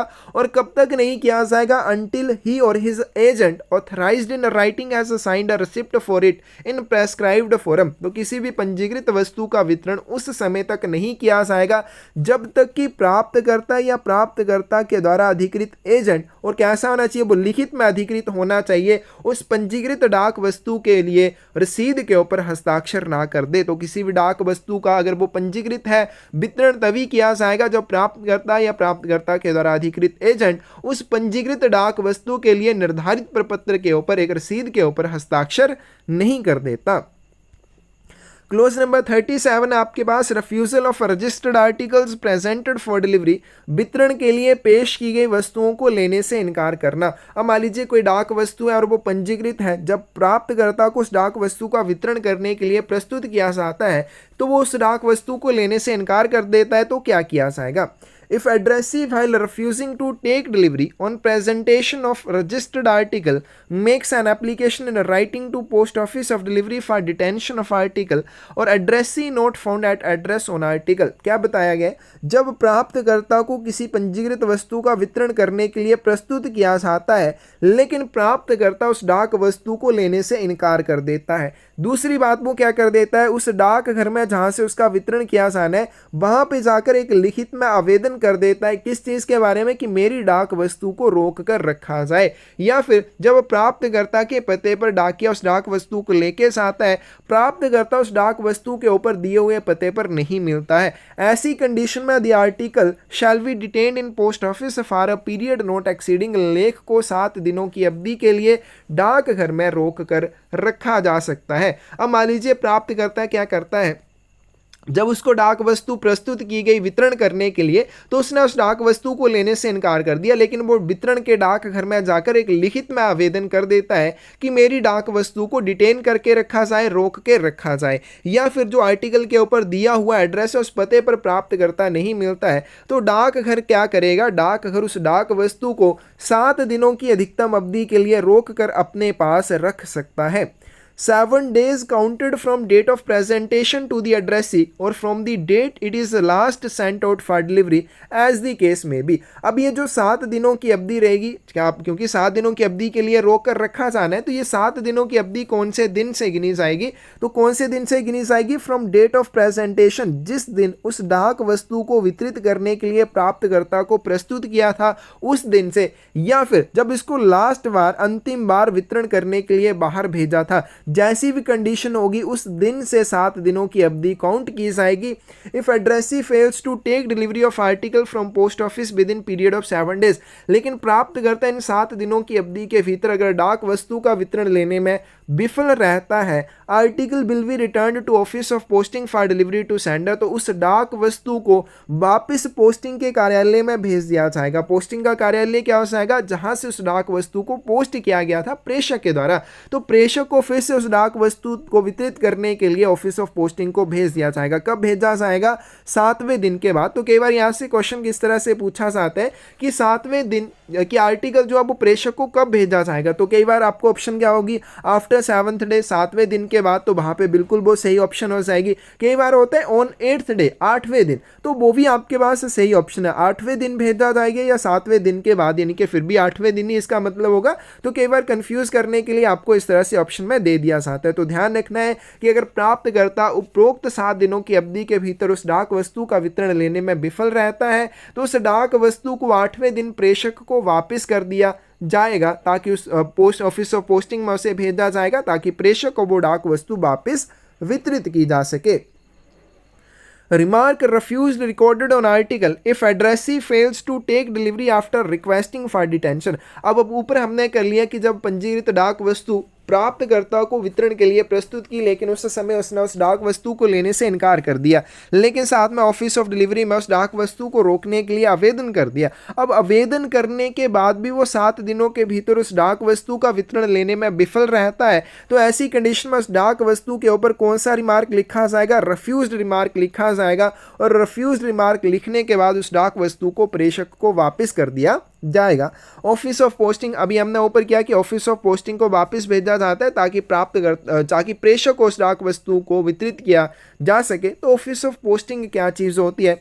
Delivery post office which serves the address of sender, posting का कार्यालय वितरण डाकघर होता है जो प्रेषक के पते पर काम करता है। तो यहाँ पे एक चीज ध्यान में रखनी है, ऑफिस ऑफ पोस्टिंग भी एक वितरण डाकघर होता है लेकिन ये प्रेषक के पते पर काम करता है। ऑफिस ऑफ डिलीवरी की बात करें तो वो भी एक वितरण डाकघर होता है जो किसके पते पर काम करता है? एड्रेसी या प्राप्तकर्ता के पते पर काम करता है।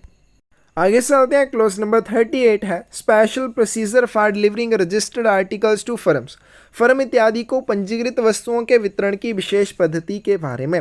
Firms received large number of registered articles, ऐसी कोई भी फर्म जो बड़ी संख्या में पंजीकृत लेखों को प्राप्त करती है, entered in special list in duplicate which is presented along with the articles acknowledgement forms etcetera to addressee, उन सभी को विशेष सूची की 2 प्रतियों में दर्ज करके लेखों और पावतियों के साथ प्राप्तकर्ता को प्रस्तुत किया जाना चाहिए।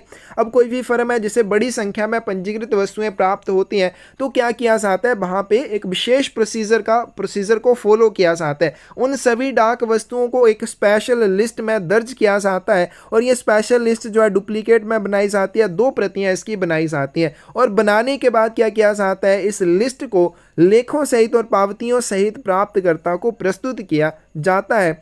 Who will require to sign upper copy in token of receipt. अब देखो क्योंकि ये स्पेशल लिस्ट जो है डुप्लीकेट में बनाई जाएगी, 2 प्रतियां बनाई जाएंगी। अब जब उसको प्राप्तकर्ता को प्रस्तुत किया जाएगा तो प्राप्तकर्ता को क्या करना पड़ेगा, sign upper copy in token of receipt, तो उसे ऊपर वाली जो कॉपी होगी उसके ऊपर हस्ताक्षर करने होंगे। किसके सबूत में हस्ताक्षर करने होंगे, किसकी प्राप्ति के सबूत में उसे हस्ताक्षर करने होंगे, लोअर कॉपी ऑफ लिस्ट की, उसने उस लिस्ट की निचली प्रति प्राप्त कर ली है और जितने भी आर्टिकल्स हैं उनको भी प्राप्त कर लिया है और साथ में रिटर्न दी साइंड एक्नोलेजमेंट, और आर्टिकल्स के संबंध में जो भी पावतियां उसे दी जाएंगी उन पावतियों को हस्ताक्षर करने के बाद वो वापस कर देगा। तो स्पेशल लिस्ट जो है वो डुप्लीकेट में बनाई जाती है जिसको आर्टिकल्स के साथ प्राप्तकर्ता को प्रस्तुत किया जाता है और साथ में जो पावतियां प्रपत्र होते हैं वो भी प्राप्तकर्ता को प्रस्तुत किए जाते हैं। प्राप्तकर्ता को इस स्पेशल लिस्ट की डुप्लीकेट कॉपी की अपर कॉपी के ऊपर हस्ताक्षर करने होंगे। क्यों हस्ताक्षर करने होंगे कि उसने नीचे वाली कॉपी जो है लिस्ट की वो प्राप्त कर लिया है, जितनी भी डाक वस्तुएं हैं उनको भी प्राप्त कर लिया है और साथ में जो एक्नोलेजमेंट फॉर्म्स होंगे हस्ताक्षर करके प्राप्तकर्ता को वापस लौटाने होंगे। No individual list will be prepared for the articles entered in the special list, ऐसे लेख जिनको विशेष सूची में दर्ज किया जाता है उनके लिए कोई भी अलग से सूची तैयार नहीं की जाएगी। इंपॉर्टेंट पॉइंट है, articles on which any charges are due to be recovered, ऐसी डाक वस्तुएं जिनके ऊपर कोई भी शुल्क अभी पोस्ट ऑफिस के द्वारा रिकवर किए जाने हैं, will not be entered in special list, उन्हें विशेष सूची में दर्ज नहीं किया जाना चाहिए। Delivery of registered articles addressed to pardanashin women, पर्दानशीन महिलाओं को संबोधित पंजीकृत वस्तुओं का वितरण किस तरह से किया जाएगा। तो पर्दानशीन वुमेन कौन होती है, जो घूंघट में रहने वाली औरतें होती हैं, उनको संबोधित डाक वस्तुओं का वितरण कैसे किया जाना चाहिए। Registered or insured articles addressed to Pardhansheen women who have no agent, her signature or mark if she is illiterate, जब भी कोई पंजीकृत या बीमित वस्तु किसी भी घूंघट में रहने वाली महिला को संबोधित की जाती है और जिसका कोई भी एजेंट नहीं है जो डाक वस्तु को प्राप्त कर सके, तो उस डाक वस्तु के लिए महिला के हस्ताक्षर या फिर अगर वो अनपढ़ है तो उसके अंगूठे का निशान, attested by respectable witness known to postman, एक प्रमाणित गवाह के द्वारा सत्यापित करवाया जाना चाहिए और ये जो विटनेस है डाकिये का ज्ञात होना चाहिए, डाकिया उस विटनेस को जानता हो।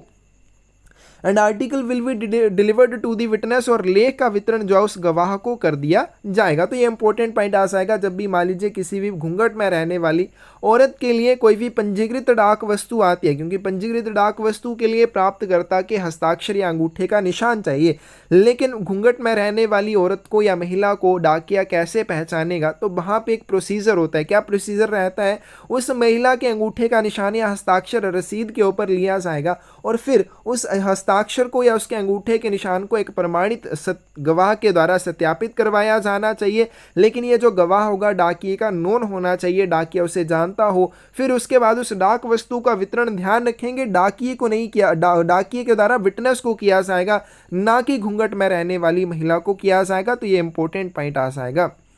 आगे चलते हैं, delivery of damaged registered articles of letter and parcel mail, पत्र या पार्सल डाक के क्षतिग्रस्त पंजीकृत लेखों का वितरण किस तरह से किया जाएगा। When a registered article of letter or parcel mail is received in office of delivery in a damaged condition, जब पत्र या पार्सल डाक का एक पंजीकृत लेख वितरण कार्यालय में क्षतिग्रस्त स्थिति में प्राप्त होता है, यानी कि उस डाक वस्तु को कोई नुकसान हो चुका है, तो क्या किया जाएगा, a notice sent by postmaster of that office to addressee requesting him to attend the post office। तो जिस भी कार्यालय में क्षतिग्रस्त स्थिति में वस्तु प्राप्त हुई है उस कार्यालय के पोस्ट मास्टर के द्वारा प्राप्तकर्ता को डाक घर में आने के लिए एक नोटिस भेजा जाएगा with in 7 days in case of inland article. अब ये जो क्षतिग्रस्त वस्तु प्राप्त हुई है, अगर ये अंतर्देशीय डाक वस्तु है तो 7 दिनों के भीतर प्राप्तकर्ता को डाकघर में आने के लिए नोटिस भेजा जाएगा। With in 15 days in case of foreign article, अगर ये विदेशी डाक वस्तु है तो प्राप्तकर्ता को 15 दिनों के भीतर डाकघर में आने का आवेदन किया जाएगा ताकि वो उस डाक वस्तु का वितरण व्यक्तिगत रूप से ले सके या फिर अपना एजेंट भेज के उस डाक वस्तु को प्राप्त कर सके। This notice is produced at post office before delivery affected. अब जैसे इस डाक वस्तु का वितरण किया जाएगा तो वितरण करने से पहले प्राप्तकर्ता को या उसके एजेंट को पोस्ट मास्टर के द्वारा भेजा गया नोटिस डाक घर में प्रस्तुत करना होगा। And if presented by agent, लेकिन अगर ये जो नोटिस है एजेंट के द्वारा प्रस्तुत किया जाता है, his name entered in on forum before it leaves the addresses custody, तो इसे प्राप्तकर्ता अपनी हिरासत में छोड़ने से पहले फोरम के ऊपर एजेंट का नाम लिखेगा। अब देखो यहाँ पे क्या बताया गया है कि मान लीजिए कोई भी क्षतिग्रस्त स्थिति में डाक वस्तु वितरण के कार्यालय में प्राप्त होती है तो वहाँ पे पोस्ट मास्टर क्या करेगा, अगर वो अंतर्देशीय डाक वस्तु है तो 7 दिनों के भीतर, अगर वो विदेशी डाक वस्तु है तो 15 दिनों के भीतर प्राप्तकर्ता को डाक घर में आकर उस डाक वस्तु का वितरण स्वयं या फिर एजेंट के माध्यम से लेने के लिए नोटिस भेजेगा। अगर प्राप्तकर्ता स्वयं डाक घर में आके उस डाक वस्तु का वितरण लेता है तो पोस्ट मास्टर के द्वारा जो से नोटिस भेजा गया होगा उस नोटिस को उसे डाकघर में प्रस्तुत करना होगा। लेकिन अगर एजेंट के माध्यम से उस डाक वस्तु का वितरण वो लेना चाहता है तो वो क्या करेगा, जब वो अपनी हिरासत से उस भेजे गए पोस्ट मास्टर के नोटिस को छोड़ेगा तो उससे पहले वो उस एजेंट का नाम उस नोटिस के ऊपर लिखेगा जिसको वो उस डाक वस्तु को प्राप्त करने के लिए पोस्ट ऑफिस में भेज रहा है। आगे चलते हैं clause number 41, delivery of parcel and period of their detention at office of delivery. Parcel का वितरण और डाक घर में उनको रोक कर रखने की अवधि। Parcel up to 10 kg except VP and poste restante, 10 किलोग्राम वजन तक का कोई भी पार्सल होगा वीपी और पोस्ट रेस्टेंट को छोड़कर। Issued for delivery only once, तो ऐसी डाक वस्तुओं को वितरण के लिए केवल एक ही बार जारी किया जाएगा। तो कोई भी पार्सल जिसका वजन 10 किलोग्राम तक है, यानी कि 10 किलोग्राम से ज़्यादा उसका वजन नहीं है, ऐसे पार्सल को वितरण के लिए केवल एक ही बार जारी किया जाता है। मोस्ट इंपोर्टेंट पॉइंट है। अब मान लीजिए पहली बार उसका वितरण नहीं हो पाता है, if can not delivered through any cause on first presentation by postman bring back to post office and not be issued again for delivery, तो ऐसी डाक वस्तुओं को वापस डाकघर में लाया जाएगा और वितरण के लिए दोबारा से जारी नहीं किया जाएगा। तो कोई भी पार्सल जिसका वजन 10 किलोग्राम तक का होगा उसे वितरण के लिए केवल एक ही बार जारी किया जाएगा। लेकिन पहली बार जब उसे वितरण के लिए जारी किया गया तो किसी वजह से अगर उसका वितरण ना हो पाए, ऐसी कंडीशन में उसे दूसरी बार वितरण के लिए जारी नहीं किया जाएगा। Notice of arrival of parcel issued at next delivery, अगले वितरण में पार्सल के आगमन की सूचना प्राप्तकर्ता को भेजी जाएगी थ्रू पोस्टमैन, डाकिए के माध्यम से, फॉर टेकिंग डिलीवरी पर्सनली और बाई एजेंट। पहली बार वितरण नहीं हो पाया, डाक वस्तु या जो पार्सल है उसको डाकघर में रखा जाएगा। दूसरे वितरण के समय क्या किया जाएगा, जब नेक्स्ट टाइम डिलीवरी का समय होगा तो पोस्टमैन के माध्यम से उस पार्सल के आगमन की सूचना प्राप्तकर्ता को भेजी जाएगी ताकि प्राप्तकर्ता स्वयं या एजेंट के माध्यम से उस पार्सल का वितरण ले सके। पार्सल ऑफ 10 kg, कोई भी पार्सल जिसका वजन 10 किलोग्राम से ऊपर है, नोट इशूड फॉर डिलीवरी, उसे वितरण के लिए जारी नहीं किया जाएगा। Notice of arrival of parcel through postman to addressee for taking delivery personally और by agent at post office window, डाकिए के माध्यम से केवल इस पार्सल के आगमन की सूचना प्राप्तकर्ता को दी जाएगी ताकि वह स्वयं या एजेंट के माध्यम से डाकघर की खिड़की पर उस पार्सल का वितरण कर सके। तो कोई भी पार्सल जिसका वजन 10 किलोग्राम से ऊपर का होगा उसे वितरण के लिए एक भी बार जारी नहीं किया जाएगा, उसकी केवल विंडो डिलीवरी की जाएगी। If addressee fails to take delivery of parcel at post office within 7 days from date of presentation of notice, parcel will be treated as unclaimed। Notice की प्रस्तुति के 7 दिनों के भीतर यदि प्राप्तकर्ता डाकघर से पार्सल का वितरण लेने में असफल रहता है तो इसे लावारिस के रूप में वापस लौटाया जाएगा। जैसे हमने रजिस्टर्ड आर्टिकल के बारे में किया कि प्राप्तकर्ता ने रजिस्टर्ड आर्टिकल को डिटेन करने के लिए रिटर्न में एप्लीकेशन दी, आवेदन दिया, लेकिन 7 दिनों के भीतर वो उसका वितरण लेने में विफल रहता है तो इसे प्रेषक को रिफ्यूज्ड आर्टिकल के रूप में वापस कर दिया जाएगा। लेकिन एक पार्सल है और उसको 7 दिनों तक डाक घर में रोक कर रखा गया या उसके आगमन की सूचना प्राप्तकर्ता को पहुंचा दी, प्राप्तकर्ता को जो सूचना दी गई उसके 7 दिनों के भीतर भी उस पार्सल का वितरण वो नहीं लेता है, ऐसी कंडीशन में उस पार्सल को लावारिस पार्सल के रूप में ट्रीट किया जाएगा, अनक्लेम्ड पार्सल की तरह माना जाएगा। आगे चलते हैं, आगे आपके पास डिलीवरी ऑफ इंश्योर्ड आर्टिकल्स, बीमित वस्तुओं के वितरण के बारे में। इंश्योर्ड अप टू 500 रुपीज़, कोई भी इंश्योर्ड आर्टिकल है ऐसी डाक वस्तु जिसका बीमा 500 रुपये तक के लिए किया गया हो, डिलीवर्ड इन ऑर्डिनरी मैनर, उसका वितरण सामान्य तरीके से किया जाएगा। Insured for more than 500 rupees, ऐसी डाक वस्तु जिसका बीमा 500 रुपये से अधिक के लिए किया गया हो, delivered at post office window, उसका वितरण केवल डाक घर की खिड़की पर किया जाएगा। तो इसके लिए आपने बिल्कुल अच्छे से याद रखना है, कोई भी बीमित वस्तु अगर उसकी इंश्योरेंस 500 रुपीज़ तक की गई है, यानी कि 500 रुपये से नीचे के लिए की गई है, ऑर्डिनरी मैनर में सामान्य तरीके से उसका वितरण किया जाएगा। लेकिन अगर 500 रुपये से अधिक के लिए उसकी इंश्योरेंस की गई है तो उसका वितरण केवल डाक घर की खिड़की पर किया जाएगा। Intimation of arrival by post office to addressee, डाक घर के द्वारा केवल लेख के आगमन की सूचना प्राप्तकर्ता को दी जाएगी। Intimation of arrival by post office to addressee किसके संबंध में? ऐसा इंश्योर्ड आर्टिकल जिसकी इंश्योरेंस 500 रुपये से अधिक के लिए की गई है, डाक घर के द्वारा केवल उस वस्तु के या उस इंश्योर्ड आर्टिकल के आगमन की सूचना प्राप्तकर्ता को दी जाएगी। एड्रेसी और agent sign both receipt and acknowledgement, और जब भी कोई प्राप्तकर्ता बीमित डाक वस्तु का वितरण लेगा तो उसे क्या करना पड़ेगा? रसीद और एक्नॉलेजमेंट दोनों के ऊपर हस्ताक्षर करने होंगे, क्योंकि बीमित डाक वस्तुओं के संबंध में एक्नॉलेजमेंट कंपलसरी होती है, तो उसे एक्नॉलेजमेंट और रसीद दोनों के ऊपर हस्ताक्षर करने होंगे।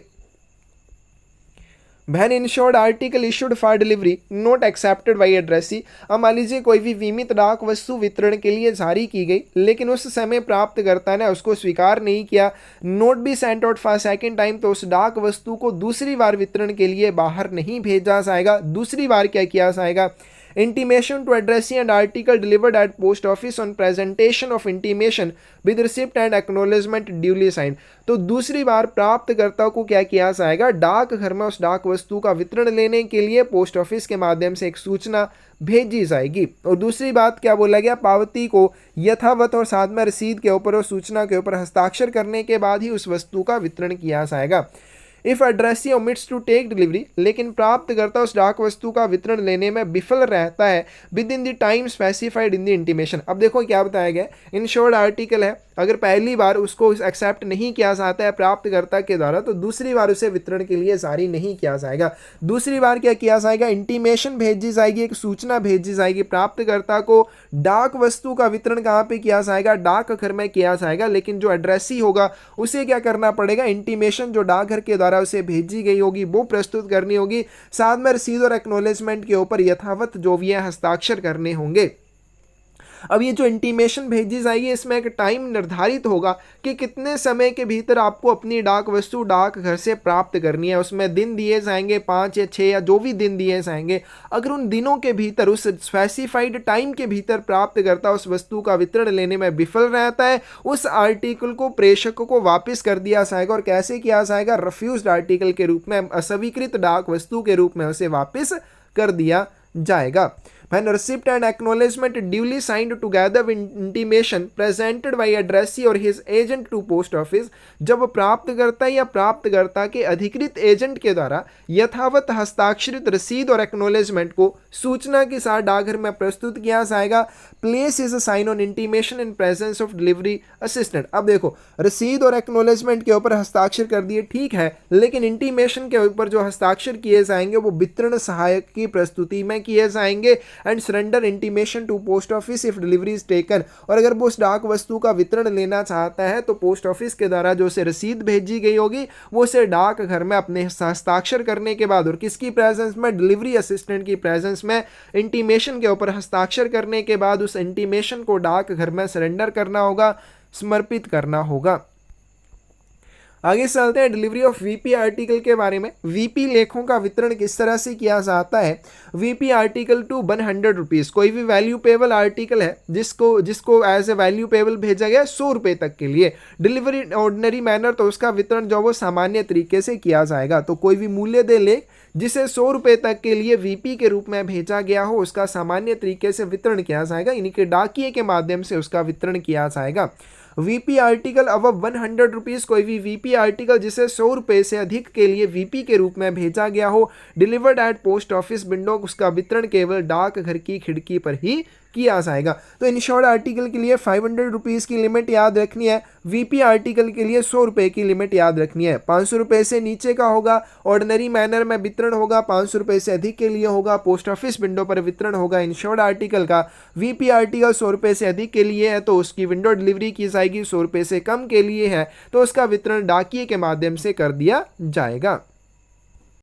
Intimation of arrival to addressee or article bill delivered at post office on payment of amount entered in form of receipt on the reverse of the intimation in cash and on presentation at post office of intimation with receipt on reverse duly signed।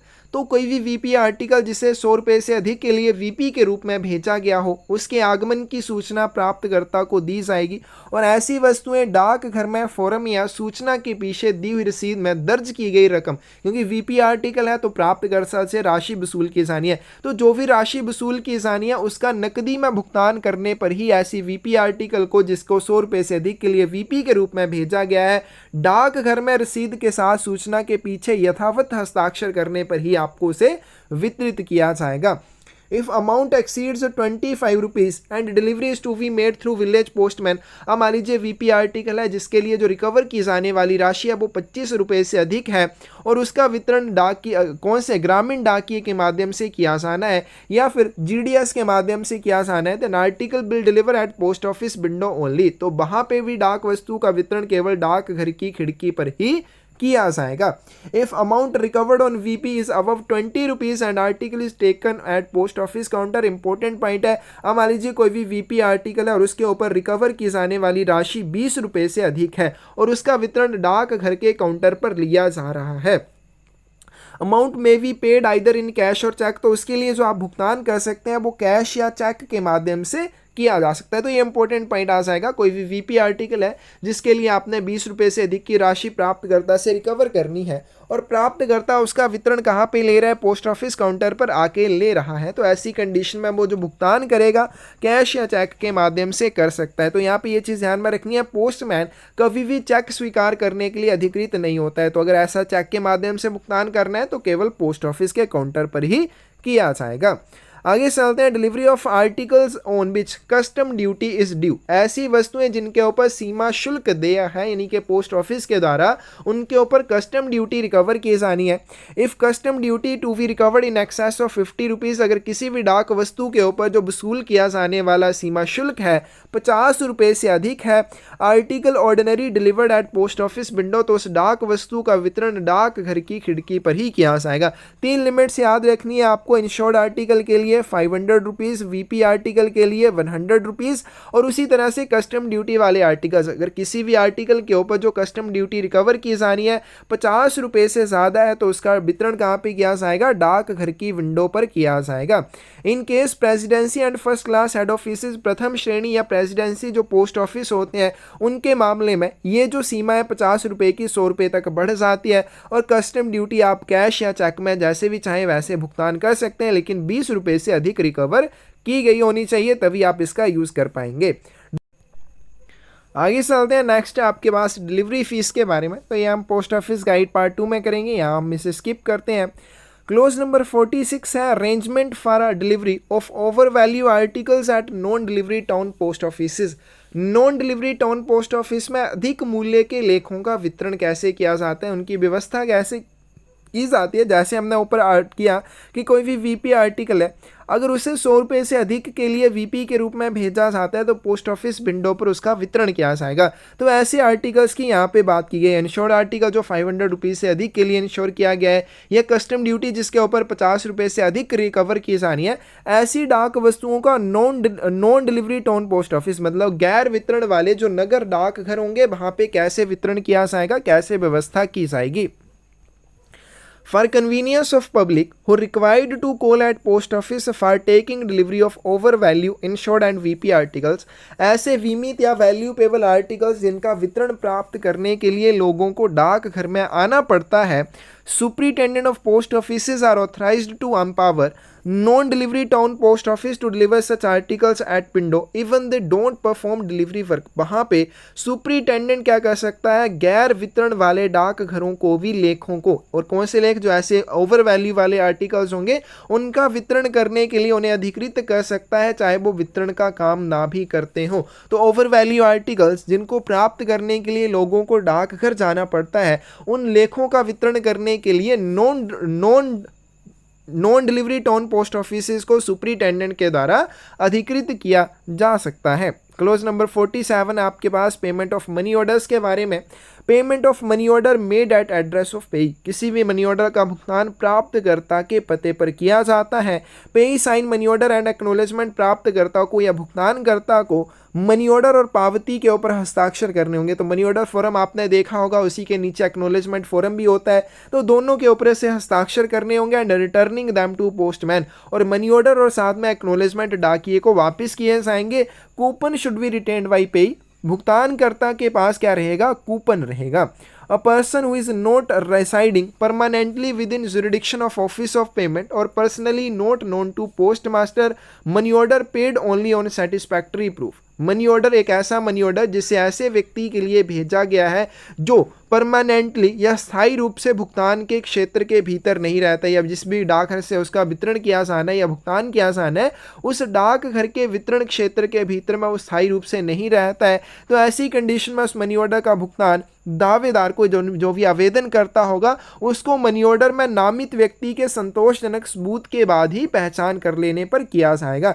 यानी कि उस money order में जो भी व्यक्ति का नाम लिखा होगा उस व्यक्ति को वहां पे सबूत देना पड़ेगा कि मैं वही व्यक्ति हूं जिसके लिए ये मनी ऑर्डर भेजा गया है। तो संतोषजनक जब प्रमाण मिलेगा उसी के बाद उस मनी ऑर्डर का भुगतानकर्ता को किया जाएगा। Special arrangements are available at important post offices for the payment of money orders by check or postal pay or by book adjustment in case of firms, business houses, government offices etc. which receive a large number of money order। अब मान लीजिए कोई भी ऐसी firm है, कोई भी ऐसा व्यावसायिक संगठन है या कोई भी ऐसा सरकारी कार्यालय है जिसे बड़ी संख्या में मनी ऑर्डर प्राप्त होते हैं, तो उनको मनी ऑर्डर का भुगतान करने के लिए विशेष व्यवस्था होती है। उनको मनी ऑर्डर का भुगतान कैसे किया जाता है, उनको चेक के माध्यम से मनी ऑर्डर का भुगतान किया जाता है, पोस्टल पे या फिर बुक एडजस्टमेंट के माध्यम से मनी ऑर्डर्स का भुगतान किया जाता है। और where the amount of money orders payable to a single person exceeds 100 rupees. और जहाँ पे एक एकल व्यक्ति के लिए जो मनी ऑर्डर्स की टोटल राशि है वो 100 रुपये से अधिक हो, तभी जाके ये वाली जो सुविधा है इसका लाभ उठाया जा सकता है। Payee can not have payment of money order both by cheque और पोस्टल पे ऑर्डर। अब कोई भी व्यक्ति ऐसे ही मनी ऑर्डर या चेक या पोस्टल पे ऑर्डर के माध्यम से मनी ऑर्डर का भुगतान प्राप्त नहीं कर सकता है। उसके लिए क्या चाहिए, कोई फर्म या व्यावसायिक संगठन या कोई भी सरकारी कार्यालय होना चाहिए और उससे बड़ी संख्या में मनी ऑर्डर प्राप्त होने चाहिए और सभी मनी ऑर्डर्स की जो कुल राशि है वो 100 रुपये से अधिक होनी चाहिए। Money order exceeding 500 rupees are not normally paid by village postman. कोई भी मनी ऑर्डर जो 500 रुपये से अधिक के लिए जारी किया गया और नॉर्मली विलेज पोस्टमैन या ग्रामीण डाकिए के माध्यम से उसका भुगतान नहीं किया जाएगा। ऐसे मनी ऑर्डर का भुगतान कैसे किया जाएगा, डाकघर की खिड़की पर किया जाएगा और उसके आगमन की सूचना ग्रामीण डाकिए के माध्यम से प्राप्तकर्ता को या भुगतानकर्ता को भेजी जाएगी। क्लोज नंबर 48 है duties of postman and other delivery agents. डाकिए और अन्य वितरण एजेंटों के कर्तव्यों की बात करें, postman and other delivery agents are forbidden to. डाकिए और अन्य डिलीवरी एजेंट जो है वो कौन कौन सी चीज़ों से उनको मना किया जाता है, deliver any article on which any sum of money is due to the post office, postage, custom duty etcetera. कोई भी ऐसी डाक वस्तु जिसके ऊपर कोई भी पोस्टेज चार्जेस डाकघर के द्वारा रिकवर किए जाने हैं, उन डाक वस्तुओं का वितरण करने के लिए डाकिए को मना किया जाता है। और कब तक मना किया जाता है, जब तक कि उसके ऊपर रिकवर की जाने वाली राशि, चाहे वो डाक से संबंधित हो चाहे वो कस्टम ड्यूटी से संबंधित हो, उसको जब तक डाकघर के द्वारा या डाकिए के द्वारा रिकवर ना कर लिया जाए तब तक डाकिए को उस डाक वस्तु का वितरण करने से मना किया जाता है। Deliver any registered or insured letter or parcel without obtaining signature of addressee or agent on receipt and acknowledgement, किसी भी पंजीकृत बीमित या फिर पार्सल वस्तु का वितरण करने से भी उसे मना कर दिया जाता है। कब तक मना किया जाता है? जब तक कि प्राप्तकर्ता या उसका एजेंट उन डाक वस्तुओं के लिए रसीद या पावती के ऊपर हस्ताक्षर नहीं करता। Forbidden to deviate from their prescribed beat, जो डाकिये होते हैं उनको उनकी निर्धारित गश्त से बाहर जाने से मना किया जाता है। अब निर्धारित गश्त क्या हो जाएगी? जिस क्षेत्र में उन्हें अपने निर्धारित कर्तव्यों का पालन करना होता है, तो उससे बाहर जाने से भी उनको मना किया जाता है। Not bound to give change, वो छुट्टे पैसे देने के लिए बाध्य नहीं होते हैं। क्लोज नंबर 49 है delivery of articles at post office without delivery agent. वितरण एजेंट के बिना डाकघर में वस्तुओं का वितरण किस तरह से किया जाएगा? इन case of small post office, छोटे डाकघरों में जो ग्रामीण क्षेत्रों में होते हैं वह सेपरेट पोस्टमैन और delivery agent not attach to post office, और वहाँ पे कोई भी अलग से डाकिया या वितरण एजेंट उन डाकघरों से नहीं जुड़ा हुआ है। Postmaster make arrangements to deliver the unregistered articles on his responsibility and deliver the registered articles and insured articles and money orders at post office window. तो वहाँ पे बताया गया कि जो अपंजीकृत वस्तु होंगे उनके वितरण के लिए पोस्ट मास्टर अपनी जिम्मेदारी पर व्यवस्था करेगा, लेकिन पंजीकृत लेख, बीमित लेख या मनी ऑर्डर्स का भुगतान केवल डाकघर की खिड़की पर ही किया जाएगा। तो ग्रामीण क्षेत्रों में जो छोटे डाकघर होते हैं जहां पर कोई भी अलग से पोस्टमैन या वितरण एजेंट उनसे जुड़ा हुआ नहीं होता है, वहां पे अपंजीकृत लेखों के वितरण की व्यवस्था पोस्ट मास्टर के द्वारा स्वयं की जाती है अपनी जिम्मेदारी पर, लेकिन जो पंजीकृत, बीमित या फिर मनी ऑर्डर होते हैं उनका वितरण या भुगतान केवल डाकघर की खिड़की पर किया जाएगा। क्लोज नंबर 50 है रिफ्यूजल ऑफ आर्टिकल्स, लेख लेने से इनकार करना। Addressee not bound to pay amount due on articles if he doesn't want to take delivery of it. यदि प्राप्तकर्ता किसी डाक वस्तु का वितरण नहीं लेना चाहता है तो उस डाक वस्तु के ऊपर जो भी ड्यू चार्जेस होंगे उनका भुगतान करने के लिए वो बाध्य नहीं होता है। इन दिस केस और इस कंडीशन में word refused written by postman across the cover के ऊपर डाकिये के द्वारा रिफ्यूज्ड रिमार्क दिया जाएगा।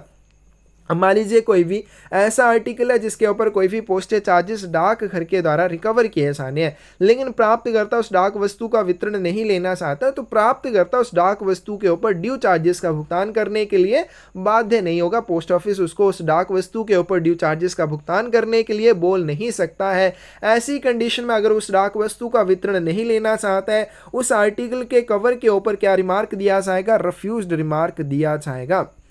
नेक्स्ट है आपके पास ऑब्लिगेशन टू पे चार्जेस, प्रभार अदा करने का दायित्व। When a person takes delivery of postage due article, जब भी प्राप्तकर्ता किसी ऐसी डाक वस्तु का वितरण लेता है जिसके ऊपर कोई भी पोस्टेज चार्जेस डाकघर के द्वारा रिकवर किए जाने हो, he must pay the amount marked upon it. तो इसे इस डाक वस्तु के ऊपर ड्यू के रूप में जो भी राशि चिन्हित की गई होगी उस राशि का भुगतान करना पड़ेगा। Any complaint of overcharge should be made to post master office of delivery before being open. अगर किसी भी प्राप्तकर्ता को इसके संबंध में कि उससे ज़्यादा पैसे रिकवर किए गए हैं, उसको कोई भी ओवरचार्ज के बारे में कंप्लेंट है, शिकायत है, तो वो वितरण के डाकघर के पोस्ट मास्टर को इस चीज़ के बारे में आवेदन कर सकता है, शिकायत कर सकता है, लेकिन कब करेगा? डाक वस्तु को खोलने से पहले। आगे चलते हैं clause number 52, remedy of post office for recovery of charges due, देय शुल्क की वसूली के लिए डाकघर का उपाय। If a person after taking delivery of an article on which any postage or other sum and custom duty is payable refuses to pay amount marked as due। अब कोई भी ऐसी डाक वस्तु है जिसके ऊपर पोस्ट ऑफिस के द्वारा कोई चार्जेस रिकवर किए जाने हो, चाहे वो डाक शुल्क हो, चाहे वो कस्टम ड्यूटी से संबंधित हो, प्राप्तकर्ता ने उस डाक वस्तु का वितरण तो ले लिया, लेकिन उसके ऊपर जो ड्यू चार्जेस है उनका भुगतान करने से वो मना करता है। It will be recovered from him in the same way as a fine imposed under post office act. तो ये राशि प्राप्तकर्ता से उसी तरह से वसूल की जाएगी जैसे पोस्ट ऑफिस एक्ट के तहत जुर्माना वसूल किया जाता है। Post office have further power, और डाकघर के द्वारा इसके अलावा और क्या पावर होती है? Of with holding from him until such charges be paid और रिकवर्ड। तो उस डाक वस्तु को अपने पास रोक सकता है जब तक कि उसके ऊपर रिकवर किए जाने वाले चार्जेस को रिकवर ना कर लिया जाए। Except any article on India government service, सिवाय उन डाक वस्तुओं के जिन्हें ऑन इंडिया गवर्नमेंट सर्विस के ऊपर भेजा गया हो। तो ऐसी डाक वस्तुओं को डाकघर के द्वारा विदहोल्ड नहीं किया जाएगा, बाकी डाक वस्तुओं को वो चार्जेस रिकवर करने के लिए विदहोल्ड कर सकता है। क्लोज नंबर 52 है आर्टिकल्स मैलिशियसली सेंट अनपेड, लेख जो दुर्भावनापूर्ण रूप से अवैतनिक भेजे गए हों। If head of circle satisfied any article maliciously sent for purpose of annoying addressee, he may remit the amount of postage charged upon it। यदि सर्कल अध्यक्ष यानी कि सीपीएमजी इस बात से संतुष्ट हो जाता है कि प्राप्तकर्ता को दुर्भावनापूर्ण नाराज करने के उद्देश्य से एक डाक वस्तु को भेजा गया प्रेषित किया है, तो इस डाक वस्तु के ऊपर जो रिकवर की जाने वाले चार्जेस होंगे उनको हेड ऑफ सर्कल के द्वारा माफ़ किया जा सकता है। सुपरिटेंडेंट और फर्स्ट क्लास पोस्ट मास्टर भी इसको माफ़ कर सकते हैं, लेकिन अगर ये अमाउंट 10 रुपये से ज़्यादा ना हो। क्लोज नंबर 54 और लास्ट की वीडियो का लास्ट क्लोज है correspondence for defence services personnel, रक्षा सेवा कर्मियों के लिए डाक के बारे में। Articles addressed to officers and other rank of defense services unit will be delivered to an orderly or other person deputed by officer commanding the unit। रक्षा सेवा यूनिटों और संगठनों के अधिकारियों या दूसरे पदों पर काम करने वाले व्यक्तियों के लिए जब भी कोई डाक वस्तु भेजी जाएगी तो यूनिट या संगठन के कमांडिंग अधिकारी के द्वारा जिस भी व्यक्ति को या जिस भी अधिकारी को ऐसी डाक वस्तुएं प्राप्त करने के लिए अधिकृत किया जाएगा उसी को उन डाक वस्तुओं का वितरण किया जाएगा। जो पोस्टेज ड्यू आर्टिकल्स होते हैं will be return to sender as undeliverable, उन्हें अवितरण योग्य के रूप में प्रेषक को वापस लौटा दिया जाएगा। तो इंपॉर्टेंट पॉइंट आ जाएगा। तो ऐसी कोई भी डाक वस्तु जिसे रक्षा सेवा कर्मचारियों को भेजा जाता है, अगर आप उसे पोस्टेज ड्यू के रूप में भेज देते हैं यानी कि उनके ऊपर कोई भी चार्जेस रिकवर किए जाने हैं तो उनको क्या किया जाएगा, प्रेषक को अनडिलीवरेबल के रूप में वापस कर दिया जाएगा। फोर्सेस लेटर्स और green envelopes, postage due on inland letter card called forces letters and green envelopes. अब रक्षा सेवा कर्मियों के लिए, अधिकारियों के लिए जो भी इनलैंड लेटर कार्ड भेजे गए हैं अगर वो पोस्टेज ड्यू है यानी कि उनके ऊपर कोई चार्जेस रिकवर किए जाने हैं तो उनको फोर्सेस लेटर्स या ग्रीन एनवलप्स कहा जाएगा। प्रीपेड अंडर स्पेशल अरेंजमेंट्स, उनको विशेष व्यवस्था के तहत प्रीपेड किया जाएगा। अब देखो अगर कोई और पोस्टेज ड्यू आर्टिकल होगा उससे सेंडर को अनडिलीवरेबल के रूप में वापस कर दिया जाएगा, लेकिन जो इनलैंड लेटर कार्ड होते हैं, आईएलसी होते हैं, उनको अगर अनपेड भेजा जाता है या पोस्टेज ड्यू है उनके ऊपर कोई भी चार्जेस डाकघर ने रिकवर करने हैं और उनको डिफेंस सर्विसेज के में काम करने वाले अधिकारियों के लिए अन्य पदों के ऊपर जो अधिकारी कार्यरत हैं उनके लिए भेजा जाता है तो उनको फोर्सेस लेटर या ग्रीन एनवलप्स कहा जाएगा। किसे कहा जाएगा, इनलैंड लेटर कार्ड्स को, अंतर्देशीय पत्र कार्ड को, अगर वो पोस्टेज ड्यू है तभी कहा जाएगा। और ऐसे जो भी इनलैंड लेटर कार्ड होते हैं उनको विशेष व्यवस्था के तहत प्रीपेड किया जाता है। No recovery will be made at time of delivery from addressee of forces letters and green envelopes which were date stamp of army post office.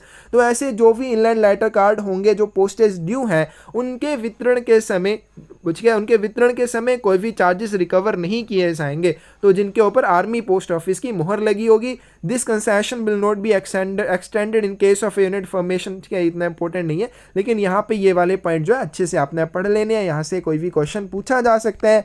तो आज की वीडियो में बस हम इतना ही करेंगे। ठीक है, थोड़ा लेक्चर ये लंबा हो गया ज़रूर, लेकिन यहाँ पे इंपॉर्टेंट सभी पॉइंट है, सभी क्लोजेस बहुत ज़्यादा इंपॉर्टेंट है, आपको अच्छे से ये समझ के याद करने हैं।